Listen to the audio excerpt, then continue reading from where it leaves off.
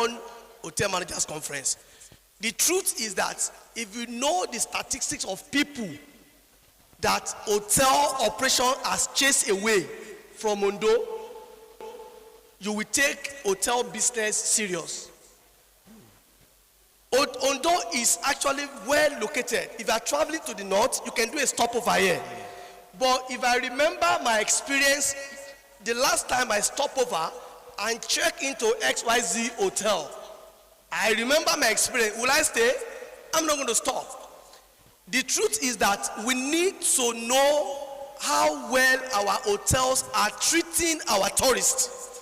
We should be interested in it. Why?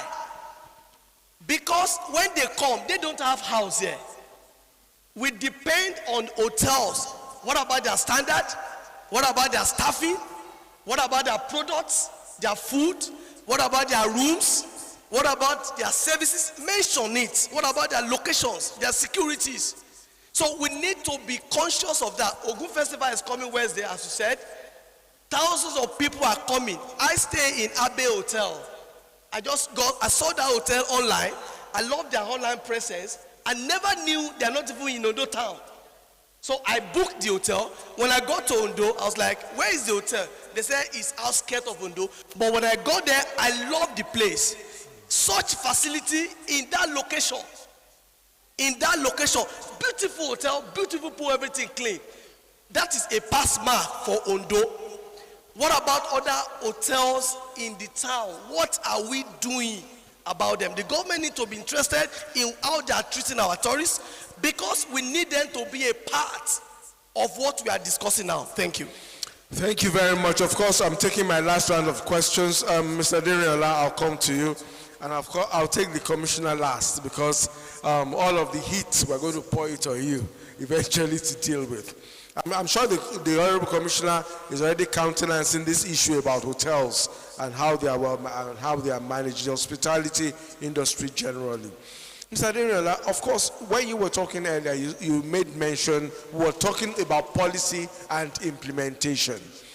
Now, for me, I think any country that is serious about tourism, culture, and entertainment must make the private sector drive it. How much of involvement, or are you impressed or satisfied with the level of involvement of the private sector in driving our entertainment, culture, and tourism industry? Thank you very much. Let me say that since this government came on board, this government has made it a point of duty to re-engineer and reposition the tourism sector in this state.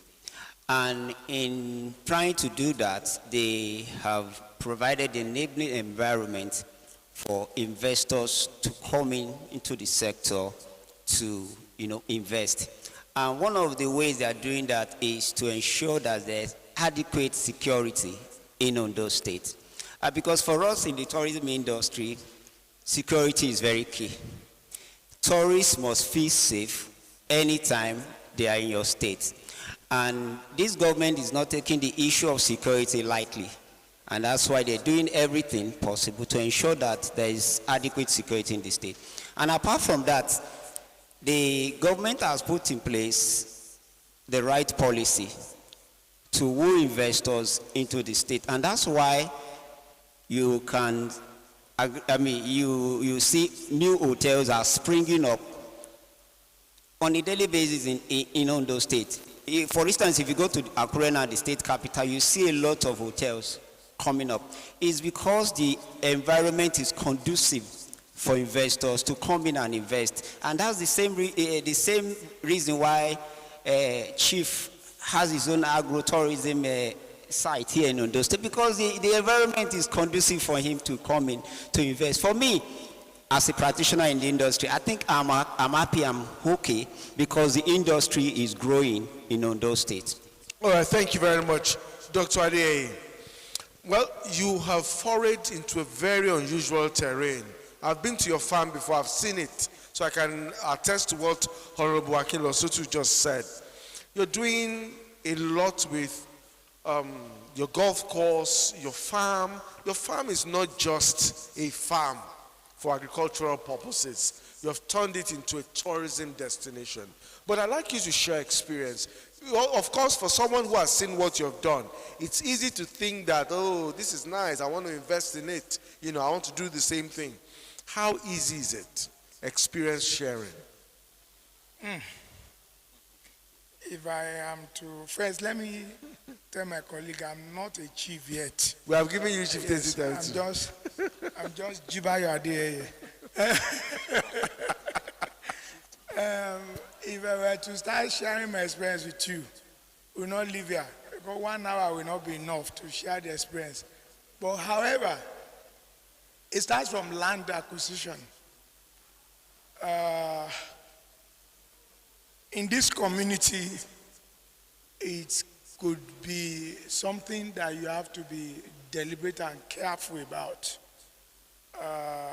I probably, in that location, have bought land from close to 50 people at different times, yes.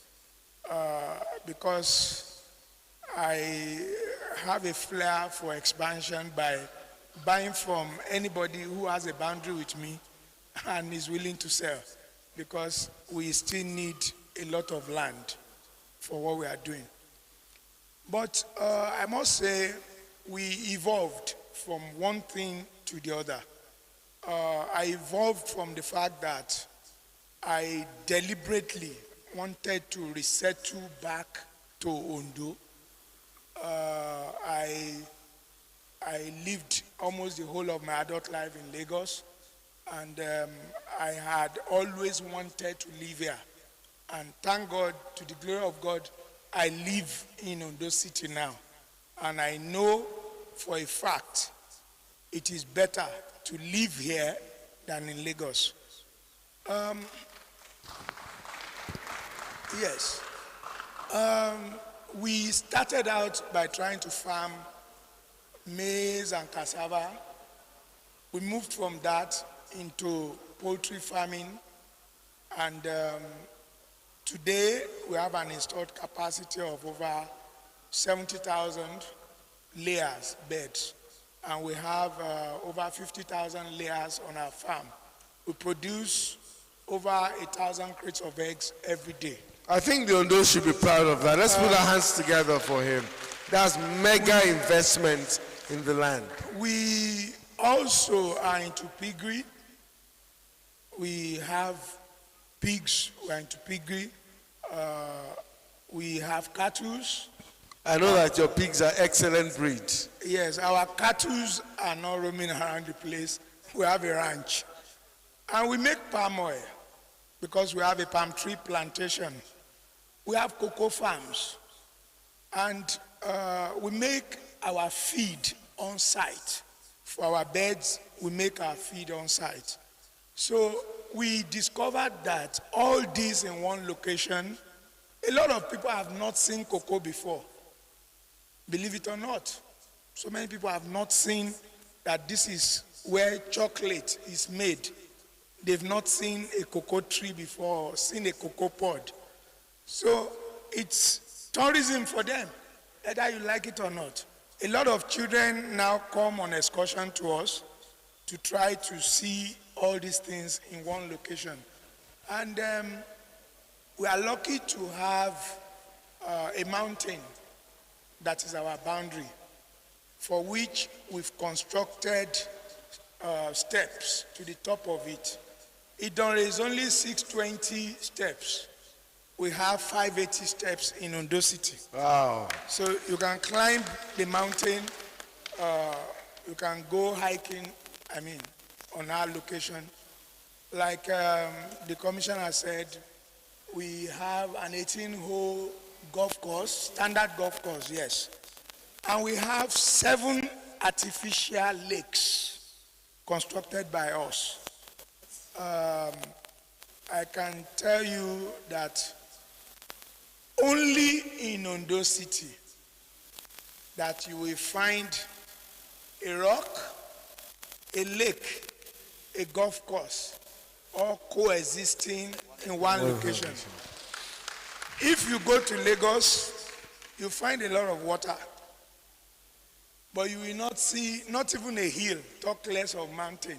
everywhere is flat. If you go to Abeokuta, you see a lot of rocks, you will not see water. But in Ondo City here, you see rock and water existing in the same location. Let's do the hands together for you. So we have put all this together, and we've put it together to a resort. On our location, you can play lawn tennis. How easy? Sorry? How easy? How Easy was it? it was easy. Okay. Let's put it that way. So that we It was encourage easy. more people to invest in it. Yes, more people need to come and do similar things. Thank you very much, Dr. Adeyeye. Finally, Honorable Commissioner, of course, the other panelists have raised fundamental issues. Mr. Lugbenga Sunday talked essentially about hotels and the need, because of course, you can't do tourism without hotels. Mr. Adeyeye talked essentially about the policies that we drive. And of course, the involvement of the private sector as well, what we need to do. And Dr. Jibayo Ajayi just shared his experience. Now, let's put all of this together. Are we going to have a clean slate going forward in Ondo State to drive the sector? The short answer is yes. And I can tell you, this administration is deliberate when it comes to the areas of tourism. The enabling environment that this administration, the Arakuri-led administration, has created. If you look at the airport, for example, before this administration, it used to be only one airline that comes to Akure. And most of the time, the one airline was subsidized, actually, to continue to fly. But today, we have 3 airlines that come to Akure. And if care is not taken, they're all fully booked. You may not get a seat to go to Lagos or to go to Abuja. Why am I saying this? I'm saying this because the distance between Akure and Ondo is about 35-45 minutes. So for tourism to thrive in Ondo, the government has created an enabling environment. Number 2, look at what the government is doing in creating tourism zones. The tourism zones are in partnership with private sector.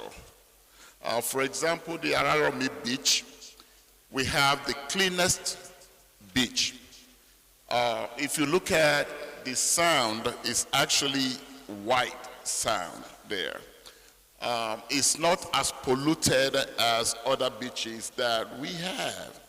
And now the state is collaborating with a private sector to develop that, like Campaign Tropicana, to develop that sector.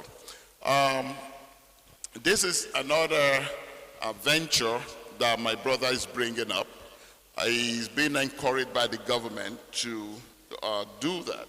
So there's so many things that the government is doing to collaborate with private sectors. You will agree that the government cannot sustain tourism. It's not possible. All over the world, they cannot sustain tourism. It has to be driven by private sector. And before I end that, let me challenge us in Ondo. When we go to London, we go to Buckingham Palace. What do we go there to see? To see a policeman standing all day without blinking, right? And to see the Buckingham Palace, how beautiful it is. We can turn our own palace here to a Buckingham Palace, to Ondo Palace. So this is a challenge to us from Ondo. We can do that. Let's do that. When people come down here, they'll say that we want to go to the Palace of Oshemawe. What are they going to see there? They're going to see tradition. They're going to see ancient things that people do not know about. And while they're there, what do they gain from that? Or how do we benefit economically? Probably we have souvenirs that people can buy. If you go to Buckingham Palace, you buy keychains, you buy t-shirts, you buy a hat that says, I love London, or this and that. We can say we love Ondo too. So we can have that. So it has to be a deliberate thing for us to bring the tourism sector and to package it very well. The government is doing everything it can do to support that sector. And I know that with all the other people that we have, private sectors, people, hotels, for example. 3 weeks ago, we had trainings for all the hoteliers in our ministry. For free, we did not charge a dime, did we? We didn't charge a dime, and we trained them on, he was one of the facilitators, actually. We trained them because we want them to know that they are not doing us a favor. We are the one doing them a favor. What do I mean by that? If I come to your hotel to pay 30,000 naira, 20,000 naira a night, you are not doing me a favor by giving me a room. I'm doing you a favor by patronizing you, and you have to treat me well. It's an experience. Hotels are supposed to be home away from home. And so it has to be clean. And one thing people remember when they come to Ondo City and they stay in an hotel, that memory will register. We did a survey. I Googled hotels in Ondo State generally. Trust me, the result is not good. That was what necessitated us to start training them now. If you look at it, you will see that only 20% of the people said that hotels in Ondo are good. And when you are coming to Ondo City or you are coming to Ondo State, whether you like it or not, a lot of people go online to check out the hotels. And they go out to check the ratings too. So when you look at the ratings that the hotels in Ondo State are 20% or they are not good, what do you want to do? You say, well, probably I wouldn't go to Ondo. Let me go to somewhere. Again, we have to train our people to make sure that they create an experience when somebody stays in your hotel. What makes Calabar what Calabar is today is because of the hospitality sector, because of the Calabar Carnival that they have. Some people, according to my research, they book Calabar Carnival a year before the time because Absolutely. They will not be able to get hotel rooms in Calabar. We can do that in Ondo Kingdom. Thank you. Well, distinguished ladies and gentlemen, let's put our hands together for the panelists, Mr. Olugbenga Sunday, Mr. Aderiola, Dr. Jibara Adeyeye, and of course, Honorable Wale Akinlosutu. Gentlemen, thank you very much for accepting to be part of this session of the ODES. Fantastic one. Honorable Commissioner, thank you very much for the work you're doing, for the very great work you're doing. Thank you. Thank you very much, sir. Distinguished ladies and gentlemen, of course, it's been a very fantastic experience, and shortly we will go to the very last session. Thank you very much. Please, we'll still like the presence of our fathers. If they can still grant us that honor, we'll bring in the youth now. Do we have a slide for them? Oh, we should have something for us anyway, but no problem if you don't have for us. We'd like to invite us for our own session. Please, we'll like those of us at the back to please come forward. It's time for the youth to talk, and we'd like to hear from us as we talk here this afternoon. It is the youth o'clock. Please, we want the youth at the back to come forward. The youth at the back, please do join us here. And now we want to talk about youth, the leaders of today, and their impact on the community. Distinguished ladies and gentlemen, to join me on this panel this afternoon, it is my pleasure to welcome Mr. Dixon Orisamuiwa to join us on this panel. Mr. Dixon Orisamuiwa is an entrepreneur, a man who has impacted so much. Please do sit down, sir.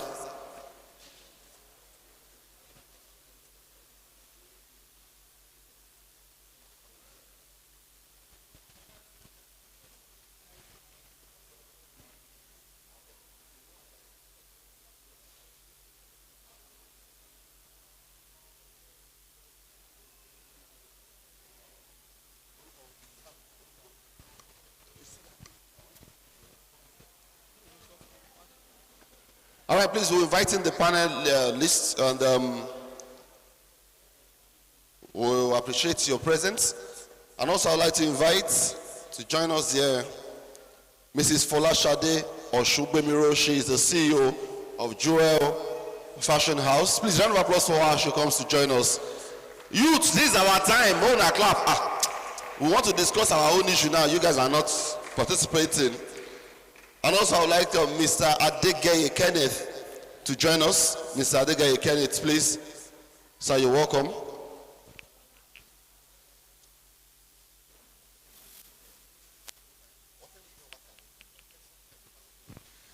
And also to join us there, we have Mr. Olugbenga Sunday. Mr. Olugbenga Sunday. And also to join us here this afternoon,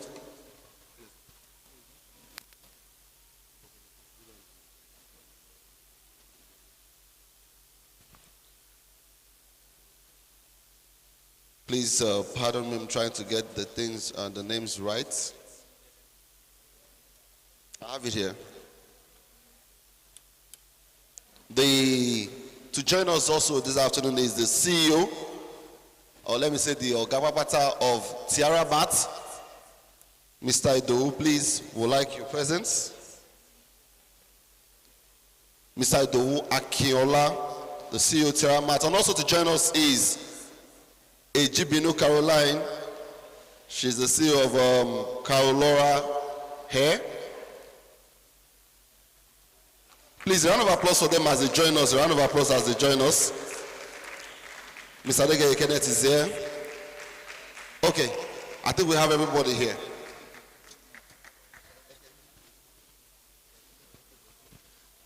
Ladies and gentlemen, please, while the panelists are settling down, please, I want the youth to occupy the front space. And I will appreciate if our fathers and mothers in the house can still be a part of this summit. Thank you. I would like to invite for his goodwill message, as we invite Mr. Falekulo, Andrew Falekulo, for his goodwill message. Thank you, sir. You're welcome. Thank you, sir.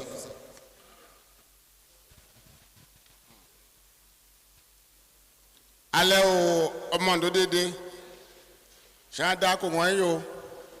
I wouldn't want to go without expressing my joy concerning this powerful and big program, Ondo Development and Economic Summit.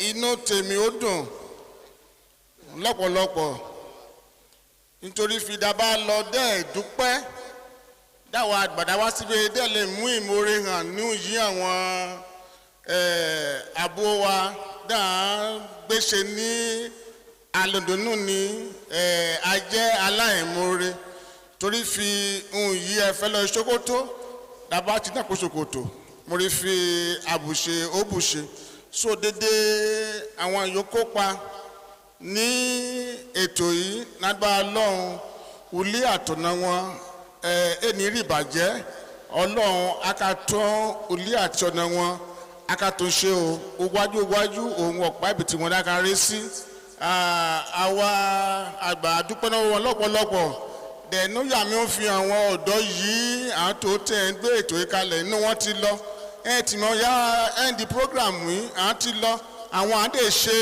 ètò ìkó di ọjọ́ ọ̀la wọn dòwébó lè dára mo fẹ́ illuminate doubt that may be in mind of people concerning how to make Ondo habitable and attractive for the indigenous people in diaspora.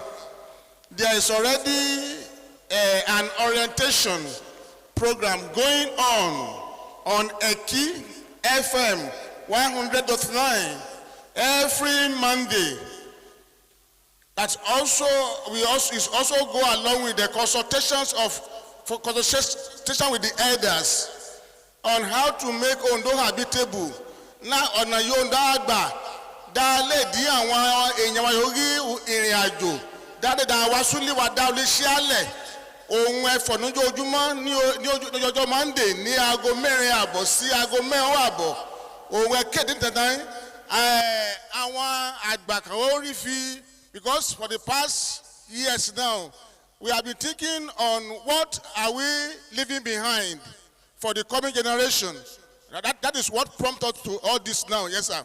So now on every Monday you can tune your radio to Eki FM.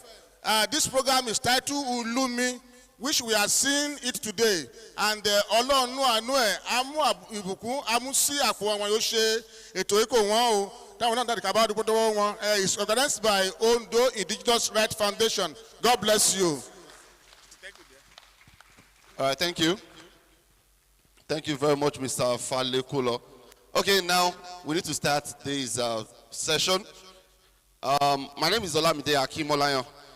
I'm a part of the panel, and I'm also moderating. And the reason why we're here, we're talking about the youth as leaders of today. And for this session, we have youth in Ondo, living in Ondo, that they are doing things one way or the other to see that they ensure the growth and development of this community. So please, let me start from the gentleman there. Mr. Dixon Orishamuiwa, please can you give us an introduction and an insight into what you do and how you develop this community? Good afternoon. My name is Dixon Orishamuiwa. Like you said, I'm a farmer. What I do basically for a living is farming. I'm into catfish production. Basically into farming? Yes. Okay. We have Mrs. Folashade Oshugbemiro. Good afternoon, everyone. My name is Osungbemiro Folashade. I'm the creative director of Jewel Fashion House. What I do basically is I promote our culture through fashion for the world to see. Thank you. Yeah, good afternoon. I'm Kenneth Adegaye. I'm a public servant. I work with the Ondo Internal Revenue Service, and I happen to be the coordinator on the Ekimogu Youth Congress. Thank you. Okay, the coordinator. Okay. Good afternoon, everyone. My name is Dejibunu Caroline, the CEO of Carolora Hair. I'm a professional hairstylist. A hairstylist, an entrepreneur too. Good afternoon, everyone. My name is Itowu Akinola, the CEO of Tiara Mat, Dinobu Clothing, and Crystalite Solars. Okay, so now my name is Olamide Akimolayan. I'm a filmmaker, I'm a comedian, and this is where I stay, this is where I live. So now the discussion here is we are youth, and we have to say a very big thank you to Ekin Invest for bringing us here to talk about ourselves as youth, especially youth staying in this community. Now, I will start with, let's take it from how we started, and let's start with what have us as youth done in farming, or you as a youth done in farming to see to the growth of this community? Thank you very much. When we say we are leaders of today, like, you know, before they said we are leaders of tomorrow, but I'm not of the opinion, I don't support that opinion though, because I believe we can take over different spaces. And that's why myself I've decided to choose farming, for example, and I'm into catfish production.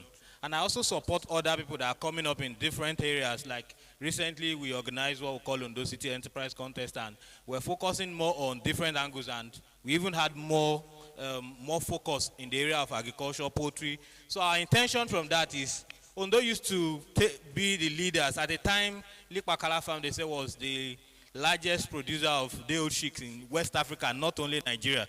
So we're looking at how we can go back to those days, revive agriculture, especially from the production part. So that's what we are focusing on now, to see that Ondo becomes better. Okay, no, so that's for farming. In fashion, you are here in Ondo, and you said you've chosen fashion as a way of what you want to use as a contribution. How has the journey been here in this town? How has that affected or contributed to the growth of this community? Okay, First, I would like to say a very big thank you to the organizers of this summit. I'll say that it is one of a kind, and we usually pay for seats in places like Lagos and other developed places for us to attend this kind of summit. So it being for free for everyone, I'm surprised that the hall is not filled to the brim, but at least it's a good We'll development. come to that. And I feel very happy that this program is coming here. So to your question, you said that how has the journey been so far? I would say that it has not been easy. Yes. One, because of the location. So this kind of development is something that will put us on the map in a better way. So far, we've been able to do a few things, especially in the areas of empowerment. We've been able to, I noticed that very little attention is being paid to the young ladies amongst us. I noticed that a lot of them just roam the streets. So what I have been able to do personally is to get a team of people to educate them on how they can be better so that the society can be a better place. So to an extent, we've been able to get a few of them. We do a program we call the Girls Empowerment Training Skills. This is the 5th edition that is going on presently. We're rounding up next week. We've been able to get a few young girls off the streets by equipping them with various skills in different areas. Carolara was a part of it last year. I get facilitators, people that can train them for free, and we empower them. And after training them, we empower them to be dependent on their own. And we see in different areas where we can help them. And that has been a huge development on my part and on the part of the fashion house as a whole. Thank you. Thank you very much. But I will want you to give us an insight into the Ekimogun Youth Congress, and you as a leader. Now, just give us an insight. How has been this Congress been a contribution to this community? Thank you very much. First and foremost, going to the topic, youth leaders of today. Any society, any environment that wastes the best of its resources is not a very good environment. Because as it is said in the Bible, the glory of the youth is in their strength. And if you don't make use of the good vibrations of the youth, if you don't harness it, they will end up becoming rebels. So at the level of Ondo Ekimogun Youth Congress, as everyone is presently aware, we are a caretaker committee. So that's why they have a coordinator. On a good setting, is supposed to be a president. So what we do majorly at the end of Ondo Ekimogun Youth Congress is presently identify certain problems. One, we have organizational problems. Our people need certain reorientation, but if we want to bring in new guys to blend in with the old guys, there must be a kind of platform that will make both the old and the new comfortable. So that's what we do presently at the level of Ondo Ekimogun Youth Congress. We are trying to make ourselves see ourselves as friends, as brothers, remove animosity. You can imagine if we are applying a program just like we did last year, Ekimogun Youth Weekend. There are certain guys that don't want to work with Archbishop because they feel Archbishop is not part of OAYC. But in the real sense of it, OAYC is not for a group of people.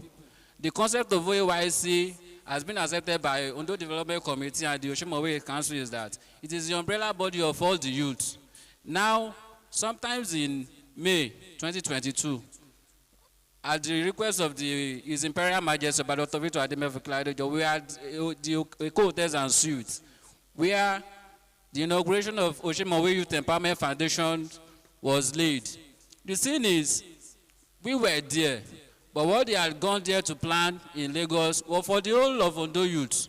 So the thing is, we need to bring ourselves together and make both the old and the new members see that, okay, this thing is ours. It's not something personal.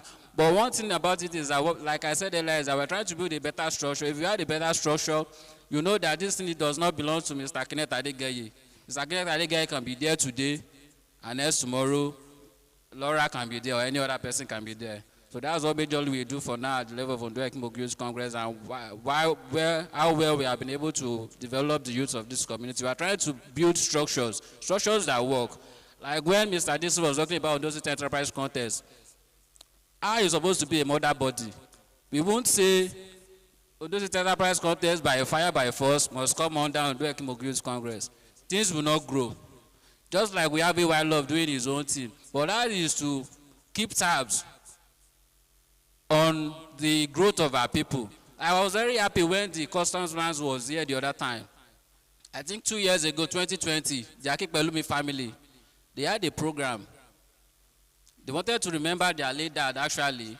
The note was that we'll kill cow, buy rice, and do all these merriments. But they decided to have a solar training for certain numbers of youth. That was in 2020. But you know that the joy of it is that I think last month or thereabout, there is another guy, John Paul, I think he's still inside this hall.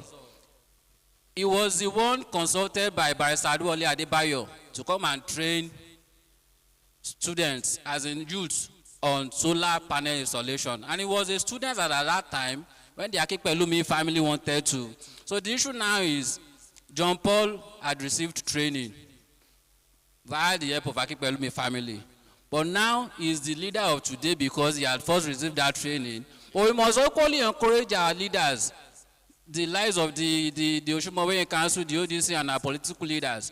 If John Paul had not been trusted by Barrister Adewale Adebayo to handle a training program, then it is a slap on our society.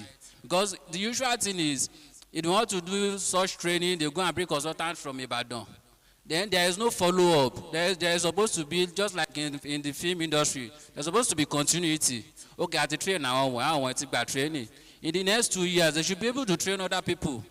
Then, and the thing now goes to, our fathers should give us that responsibility. We'll come to that. Just an introduction. We'll come to that. Thank you. So now, Carol Laura, as someone who is into, I'll call it the fashion world too, why Ondo? Why not Lagos? Why not Akure? Why this town? Why is your talent? Why are you using your talent for the development of this town? And how has it been? Okay. Thank you very much for that question. Firstly, I'd like to thank the organizer of this event for the opportunity given to me. I'm honored, I must say.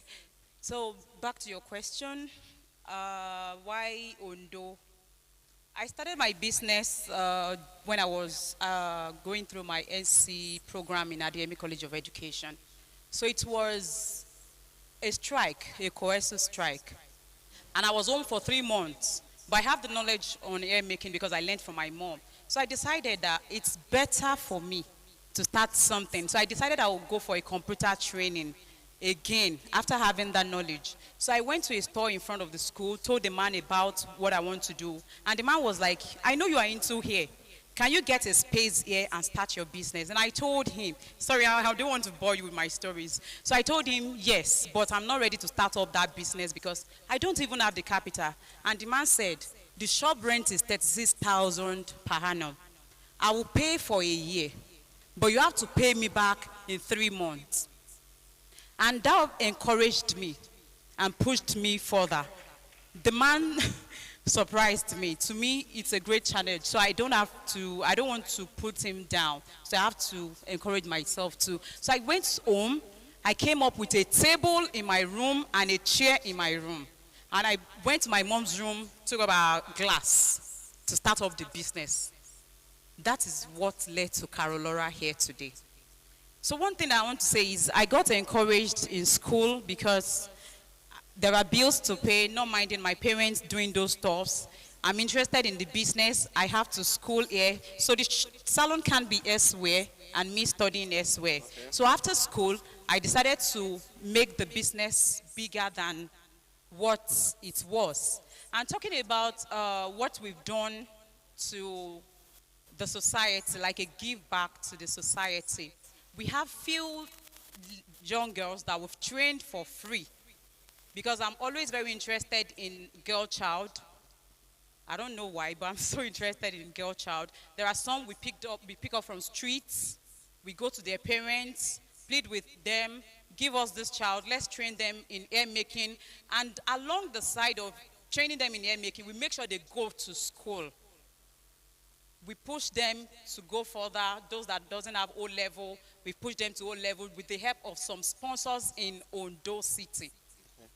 and they help us. Like, okay, let me say this. I think last semester there was this girl of mine that wanted to take a JAM form and the WAEC at the same time. There was no fund, and I pushed it up to my Facebook, and sponsors came in for her. Now she's now a student of ADME College of Education, studying chemistry. Thank you. So to me, it's a great achievement. And we have students that we train in ADME College of Education as well, on behalf of the EVD course in ADME College of Education. So for me, so far so good. Ondo Town is good. We don't just make hair, we create hairstyles. Okay. All right, thank you. The man about to speak right now, I'll make a brief introduction on his behalf. I know you're not an Ondo person, but I've been in this town. I didn't grow up here myself, but I've been in this town. As far as I've been in this town, I've always known you. Why Ondo? Now, from the days of your clothing, from clothing now into supermart, and you're still here. Why here? What is that thing that's bringing you to invest in this town? Good evening, everyone. I would like to say that this platform is an high opener for a lot of youth in this community to understand that a lot can be achieved in Ondo. And it's really a great platform that I felt we should really encourage the organizers of this program to focus more and to do more. Actually, it's more appealing or more sensible that a program like this will come up in Ondo through the organizers. So it's really a round of applause for them. Now, to what you said, why Ondo? Ondo Town for me is more like a raw platform that needs sensitive development. I've always seen opportunities in places. One thing I do is when I walk, I see opportunities.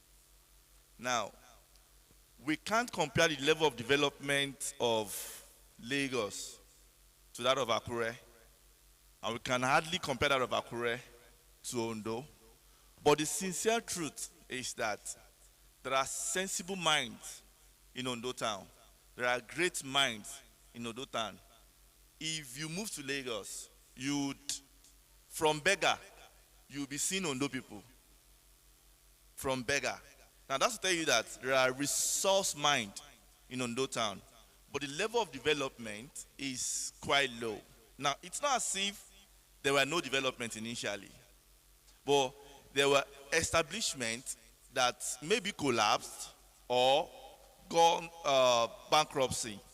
So I keep feeling there are things to which we, the youth of this season, can do to revive the economy of Ondo.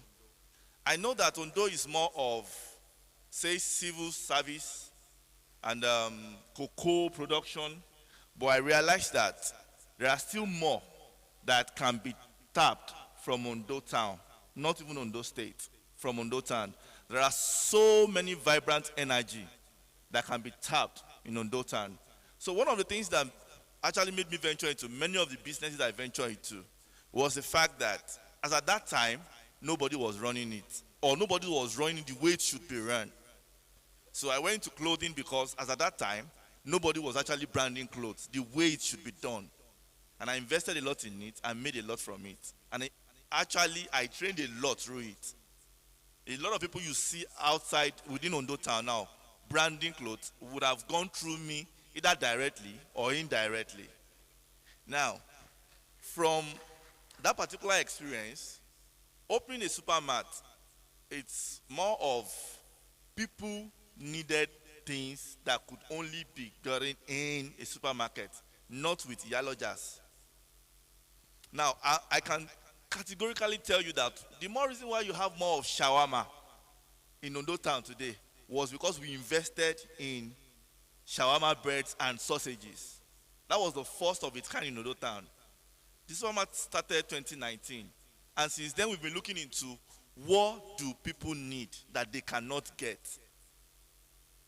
So we tend to invest more in what they can't get within Ondo Town. And we've been receiving patronage from Captain Cooks, Crunchies, because we invested in what they needed. That's why you have most of those, what's it called? Most of those packages readily available. Initially, it was not like that. But because some set of people came in and said, okay, how can we do his? How can we make his for transactions that people can actually do order and get it within seconds? So now, investing into it, bringing people into it. As a matter of fact, we've even employed more people to, okay, let me start with Adeyemi, for example. If you get to Adeyemi now, an average hustler, or let me say an average student in Adeyemi, will tell you, I know how to do shawarma. An average, I mean average.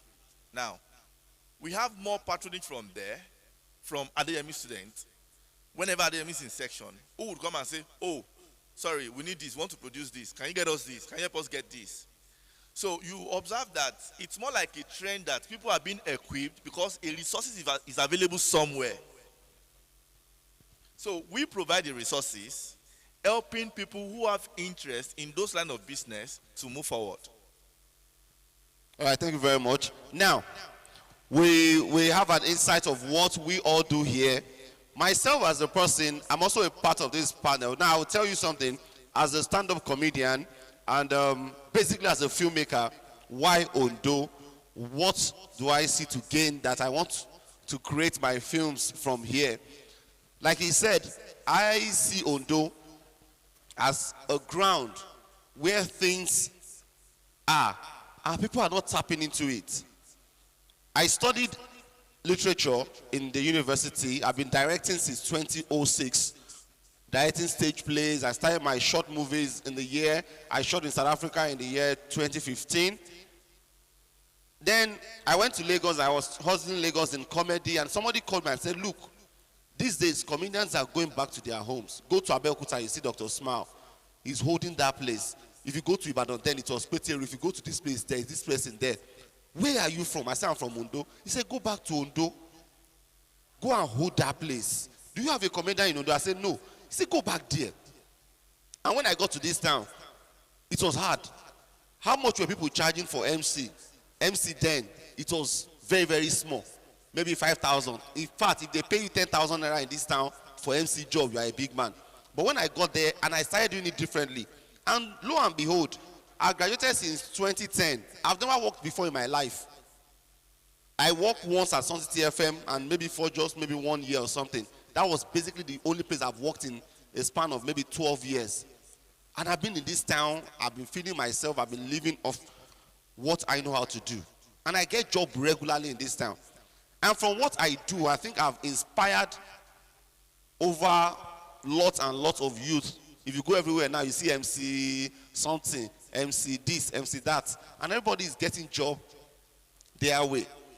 Now, to filmmaking, I woke up one morning and I was like, I want to go into filmmaking. This is what I studied. In the course of that, I said, where should we shoot? Then I looked at some movies, classic movies. Where were they shot? In Ondo State. If you've seen this film, Oweje was shot in Akure. October 1st by Kunle Afolayan was shot in Akure, Ilaramokin. There are locations to shoot movies. This will bring development to the town. Hotels will sell. That was why I said, look, if I'm shooting my first film, I'm going to write a story that will fly in Ondo town. And that was how I wrote Balokun. And I came with a couple of friends. We gathered money together. We shot the film.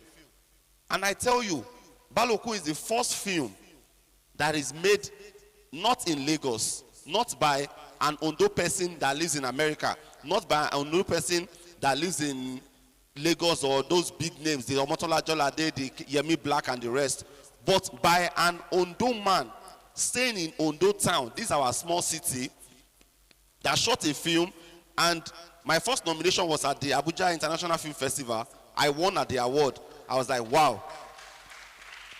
So when I saw AMVCA, I said, look, let's try AMVCA. AMVCA is the biggest film award in Africa, organized by Africa Magic. And I put in for there, and I got a nomination at AMVCA, shot and made in Ondo town. And that gave me the idea like, look, Archbishop, what you need to do now is, you need investors. You need people to put money in these things. I tell you, filmmaking is a multi-billion naira industry.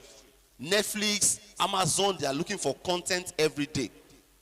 So when I saw this, I said, look, we have all these things, all these hills, all these Nibanola farms you are looking at, all these inside bush. We have locations in Ondo town. Traffic will not hold you from location A to B to go and shoot your film. You can go there within 5 minutes, you will shoot. And I said, look, I'm shooting here. And I started speaking to people outside town that can recognize the potential. And last month, I came back with some people and we shot a multi-million naira film in this same town. So, the idea for me is, all we need is people to believe in us. People to say, okay, they can recognize these potentials, they invest in us, and we give them back their money. So that is from me. Now, this thing I'm saying now is leading to the next question, and it's going to be random. Anybody who wants to speak about this can just grab the mic and make a contribution. Now, we want to go straight. I don't want to bore our listener because I want them to contribute too. We have some issues on ground, especially with youth. The next generation, they don't trust us. A speaker was speaking here the other time. I was talking about the challenges of the people in diaspora investing in us. They are scared. You are a farmer, they are scared to give you their money. They don't want to drop their money because they feel like, Ondo boy, go me je. Somebody was saying something at the back the other time that, look at the hall, look at the numbers of youth in the hall. And he mentioned something. He said, Ondo youths are lazy. Are we lazy? Question 1. Are we lazy? He said it because they are not coming here to do empowerment.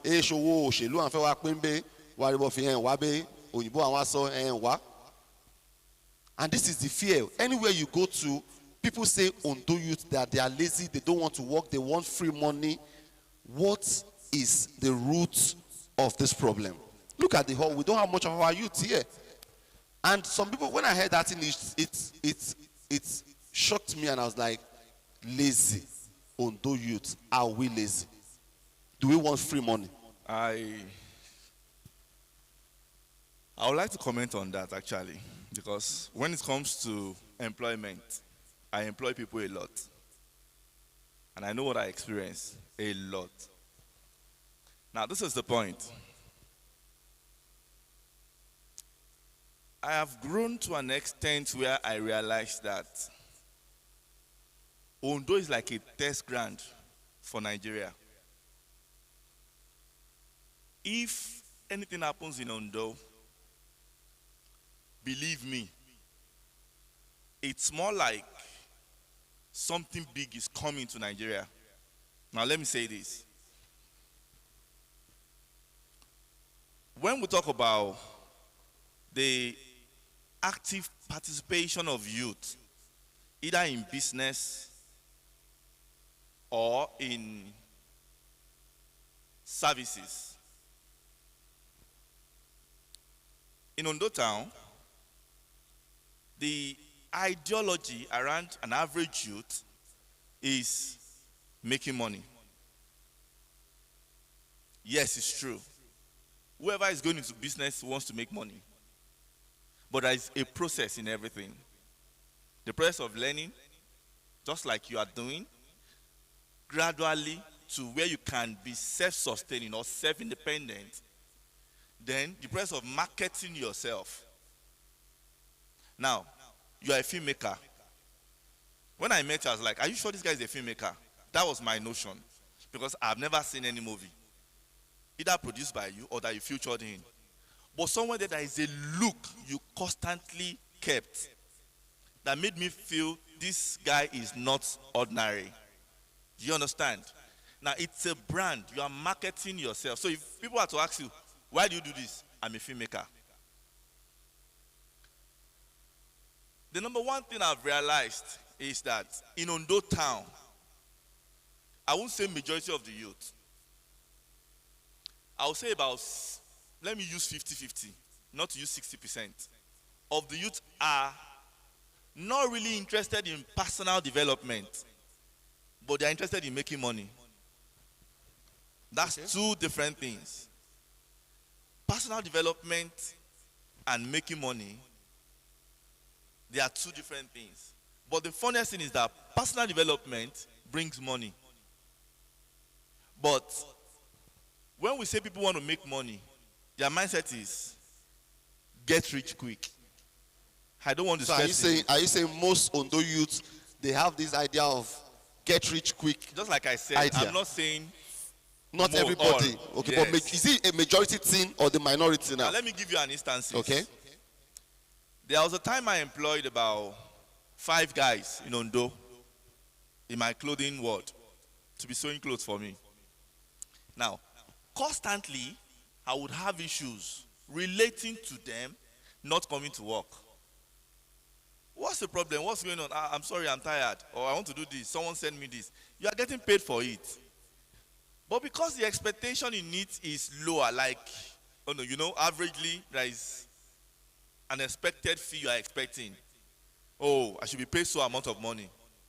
And what I'm getting might be little. As at that time, I was the only one paying that amount of money. It was quite huge. But the fact that they were not really turning up made me brought guys from Lagos.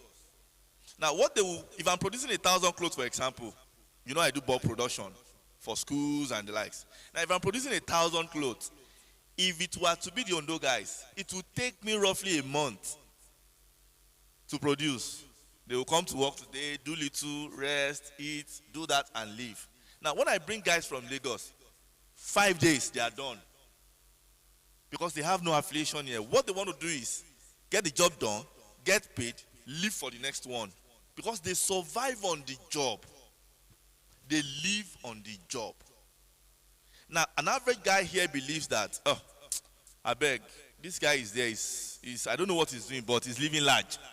You want me to be sewing clothes and be getting stipends from it. So it's an average mindset that, hold on, it's an average mindset that, not majority. Now, and I believe that the reason for that would have been the, let me say, socio-economic factor of the nation. I know that Nigeria is in a critical stage. It has been for long, not now. Now, our level of education has not really allowed us to think. That is a challenge. Human beings are made as a thinking being. The ability for you to sit and think things through makes you an human. Okay. Because of others to contribute, let's hear other people's contribution. You want to contribute? Okay. Let's make it very, very fast because we have other things too. Other questions. Okay, so Are we lazy? What's the challenge with us in Ondo? What really is the challenge? Your opinion? Okay, from my own point of view, we are not lazy. And I'm saying that on behalf of everyone. Sir, sorry, I would like to ask you a question. The guys you got from Ondo, you were paying them, right? The ones you got from Lagos, you were paying them. Were you paying them the same amount? You were paying them the same amount, those in Ondo and those from Lagos? Was that I accommodated them. So have you thought of the accommodation and the transport fee, making it monetary and adding it to their stipends and see how they'll deliver? I'm just trying to talk from their own point of view. In investment, why you employ people from your neighborhood is to reduce Your cost of running. of production, okay? Do you understand? Now, if I know that I can get 20 people in Ondo that would follow me down to a place and I will do a perfect solar installation. By the way, you know I install solar too. Now, I'm more concerned about their efficiency. The job doesn't take them more. Just come, do your fixing, and leave. But fashion is not like that. There's an expected result. It has to be perfect. You are doing makeup, right? Or you are, hairstylist. Now, I can't come as a customer, bring, I don't know, the most expensive wig, so to say, and give it to you for you to give me a very lovely hairdo. And at the end of the day, what you produce is whack. Do you think I will come back? Now, but what I'm paying for is your expertise. And that is the more reason why when we employ people from Ondo, we train them. This is where I'm going to. It's not as if they are that balanced. Okay. Lagosians are far better. That's what they live on. That is what they do. Do you get? That is exactly what they do. But in Ondo here, you'll be the one to groom them, raise them. And they still want the same pay. And they still want the same pay. So even with the same pay, you still have the challenge, the lackadaisical attitude that I'm sorry. Let's take it to the politician. Now, most times people blame your Congress for things that are done. Like people hide under OEYC to enjoy freebies because OEYC today is going to Abiola Makinde. They want a car, they want a bus. Under your sword, there's a session that wants to pay house rent. Now they believe that politicians are getting you spoiled under the Congress and making the Congress weak for the society, which is making more of the youth join your Congress because they want free money from politicians. Now, the blame now is people think the Congress is not a development to the community, rather is making more youth weak and more. So now, should we think the politicians are using you, a Congress? I'm not saying OEYC in particular, but I'm saying as a tool to make the youth relaxed or lazy because they feed them crumbs and everybody is happy. Because that was what somebody said there. He said, Shebi, it's not because they are doing empowerment, they are not sharing money here. That is why they are not here. Assuming a politician is sharing bike outside, you will see our youth fueled everywhere. Is that the reason? Thank you very much. First and foremost, I would like to say, in every climb, in every society, you find lazy men, you find lazy women. You find lazy old men, you find lazy old women. You only find hardworking ones. For example, in a place in Ondo State that their men don't work. That is, their women that will go all out and come back to feed the men. The thing is, although youths are not lazy, then firstly coming to the issue of OEYC, we are the problems of OEYC. Because on a good day, Archbishop is an Ondo youth. But if I should tell you are a member of OEYC, what would be your reaction? You are supposed to, we will not get it right until everybody personalizes OEYC. Because OEYC is a platform for all youths in Ondo Kingdom. Then on the issue of people going around collecting money from politicians, OEYC is a non-partisan group. So going back to whether the youths are lazy or they are not lazy, the thing is you must identify a problem or you must equally find the solutions. And most of the times, the solutions to bigger puzzles lies in finding solutions to smaller puzzles. I'll give an example. Like I was talking the other time on continuity. OEYC is a barrack. Soldier must go, soldier must come. It doesn't belong to anybody. There was a time in this community, there was a menace of cultism. People were killing themselves, one cascos, with their own lives. It was the OEYC leadership at that time that initiated the process that, okay, let us bring another innovation. Let us grow traditional. If these people should swear by Bible or by Quran, they don't believe in it, they be okay, and we discovered that after they took the water and everything, there was a decline, in fact, if not a total stop. Now where I'm coming from now is that where I want to get to is, are youth really lazy? No. If you look at the nucleus of the present Amotekun and the community peace corps now, they were former cultists. So that means, like I said earlier, I said, we have that vibrations, we have that energy. It is either you are utilizing it or we become rebellious. So how do you explain it that formerly someone who will carry a gun and be chasing his own brother is now the same person who is helping the community to fight insecurity? Because the truth of the matter is, we share our Peace Corps, the community guys, Peace Corps, what they were able to do.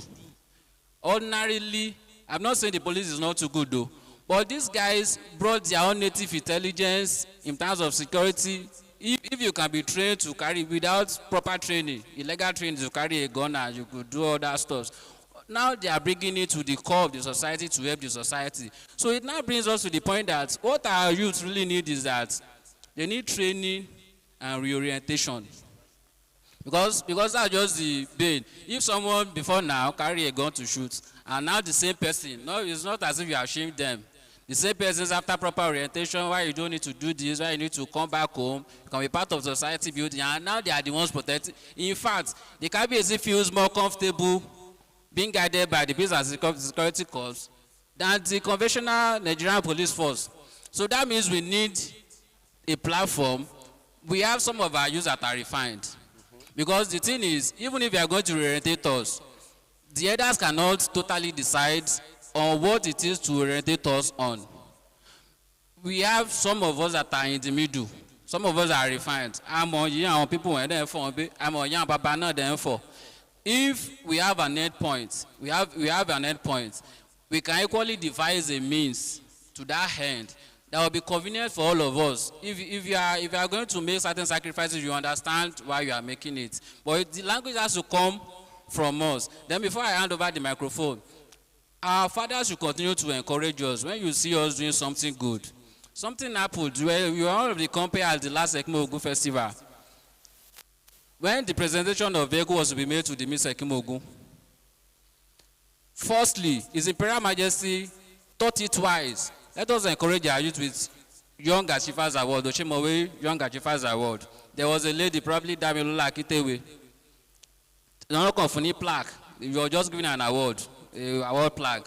But when the presentation was being made for the vehicle for Miss Ekimo Ogun, because of that initial action of recognizing Damilola Akitewe, the wife of one of the chairman of the day, Okay. he felt it that, okay, they are back on why, because we have different perspectives of thinking. Some people will feel, Onoko or Akisa, Beauty.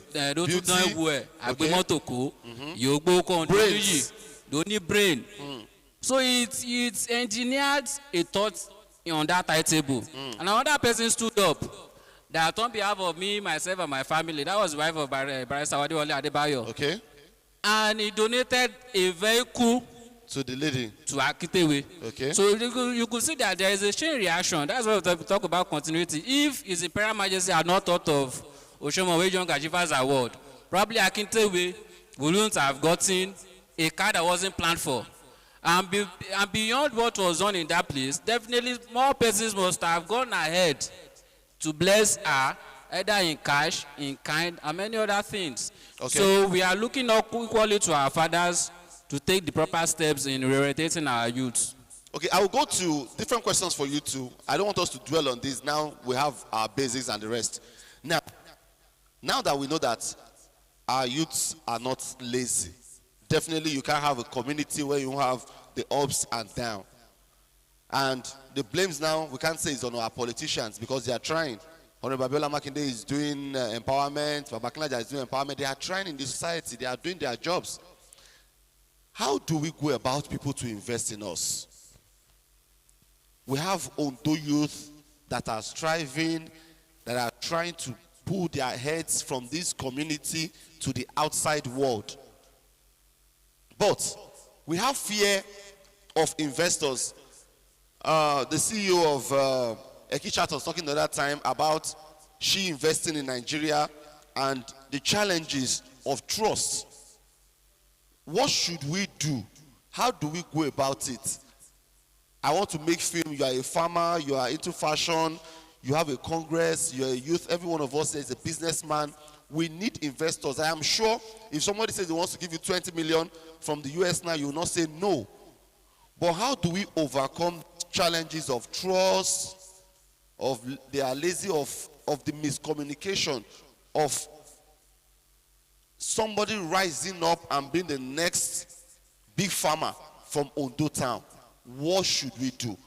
How do we go about it? Please, 1 minute. Please, if you're out there, you're watching us right now in the audience, we'll have a time for your contributions too. So you can make notes, you can jot your questions after the session, you can make your contributions to us and you give us your own notes. Thank you. Please, your contribution. Thank you, Bishop. This question, I think I'll be answering in two different ways.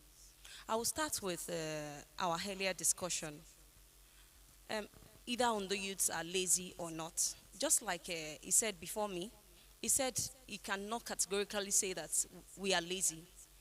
I, as a person, I will say that, like he said, 50% of us are lazy. Let's call a spade a spade. 50% of us are lazy. 50% of us are not lazy. How do I mean? I employ people every day. Like, I employ people every day. It's not about the pay. Some people do not want to work. They don't just want to work. Yes, if I am self-employed and I can pay people to the tune of 50,000 naira, something that probably a big private organization is not paying, and you still leave work, Even in then Lagos, what else are Lagos. you looking for? So it's not about the payments now. People are naturally lazy. And I think that the culture of this social media slay and fast money syndrome, it has ended the value of our people. We have no morals whatsoever. I don't know if you understand my point. A lot of us just want to slay and have quick money. I want to use a Benz, I want to use a Bentley, regardless of how to go about it. So let's call a spade a spade. We need to reorientate our youth. It is important. We cannot keep deceiving ourselves that we are not lazy. Not all of us are lazy, but of a fact, Now, to half those, of us are lazy. to those of us that are not lazy, what should Now, we do? We have photographers. Okay. We have business To idea those people. of us that are not lazy, How do we get people to invest in us? This is investment opportunities. for if I were an investor out of the country, and No, within the country, outside the country, anywhere in the world. okay, anywhere in the world, if I were an investor somewhere, and I'm looking forward to investing here in Ondo town, I think it is important that before I would do anything, everything in life is risk. Either you like it or not. In fact, somebody might just have finished investing in a particular business and the business is booming and all, and you invest in it and it's zero. Everything is a risk. So if they trust us enough, the few of us that they feel are not lazy, if they trust us enough, they should start with a little. It's not compulsory you come with 500 million naira before we know that you want to invest. You can start somewhere. In fact, that is what makes the business grow. You don't just come and invest in me with a 50 million naira. Why not give me 500,000 and see what I will make do with it? Then if I'm able to turn that over for you, then you can now do a huge investment. Okay. I think that is better. Mr. Dixon, I want your contribution. Okay, oftentimes when we talk about investment, a business analyst, I look into investment and some other things. One of the reasons why people don't invest into us is that we have good ideas. We are doing good. We have the energy. For those of us that are not lazy, we are following up well. But oftentimes we still lack some basic entrepreneurial management skills. And that's where investment comes into. When you say people invest into you, it's different from people giving you grants or giving you political giving or whatsoever. We need training first. When I've looked into some businesses in Ondo, some of them cannot actually differentiate between their turnover and their profit. So all the money coming into the business, they believe is their money. And some of us that have even been running businesses for years, do we have track record? If you are telling me, okay, I'm doing this, I'm doing that, I want to invest, you are looking for investors. Then when they ask for records, then you say, last year I made a turnover of 10 million. Give proof. Most of us don't even put our money in banks. You understand? When we put our money in banks, you said something about risk. Even in business, there are things you take calculated risk. You understand? You might have a business that is booming. If I was talking to someone about maybe setting up, a distribution business. So the fear is when they are bringing the goods, what if there's an accident or so ever? So I was trying to explain. Do you know it costs just 25 million to insure goods in transit of 10 million? It costs about 0.25%. So for a goods of 1 million, you are paying just 2.5, which you can easily remove from your business. So if you've not been doing, so if you said you are into distribution and you are telling me I've been doing 1 million for maybe about 2 years, maybe 1 million per month, and you are able to show evidence of your insurance of goods in transit for over 2 years, then you are showing me this is where I bank, I pay myself salary, I do all of this. I'm just giving an overview. Then we have a better presentation to investors. But when we just have all our brain in our head, as soon as we go to sleep, the business sleeps with us. We are sick, the business is sick with us. People cannot invest. And that's why as youth in Ondo, we need to get to that area where we see business as business. And we forget about free things. I was telling someone that this topic is talking about youth as leaders of today. Oftentimes when we say this, we always look at people like, they are talking about political leadership. No, we're talking about youth taking over in the area of commerce, in the area of manufacturing, in the ICT area. We can become leaders. Just amidst us there, one person can only be governor for 4 years, but all of us can be CEOs for life. You are doing well in your own field. Tiara is doing well. Caro and all others, they are doing well in their own field. We can put those things up, then have a common platform where, like, thank God for a Kivers that is coming up now. We can now use that platform to reach out to the world. We obtain training, then I can showcase Archbishop has been his first film, was nominated for MVCA. That's a whole lot. Not everybody gets that. Tiara Mat has a story. If I tell you my own story, so people will know we can do things. Then how many youths are even investing into themselves before you ask others to invest into you? You cannot, some of us, our parents paid for our university, our parents are still paying for our food. Currently, we are married, our parents are still taking part, and you want others to invest into you. Archbishop, you will not invest into that kind of person. So others too cannot invest into such people. So we need to bring ourselves up. I was telling someone that I got my first training at LBS for free. Diamond Bank sponsored us. But the second one I saved money before buying my first car. I paid 1.1 million. That money can buy a car at that time. But I decided to go to Lagos Business School first and study and become an alumni. Just take agribusiness management as a course. So if I come to you and I tell you I'm an agribusiness expert and I show you what I'm doing, I show you certification to back it, you will invest into me, because for me to put 1.1 million down to do a 6-month course at LBS, you know I know what I'm doing. So we need to invest into ourselves and have facts and figures and evidence to back what we are doing. People will invest into us. A lot of people are looking for where to put their money and get little on it. But when we don't have all this kind of thing in place and we are not projecting ourselves as leaders, we are still dependent on others, people don't invest into beggars. I want investment. Talking about investment, there are people watching us out there right now, people in this audience. They want to do business they don't know anything about. They want to okay, please handle. They want to do things they don't even have an idea. Something happened to me.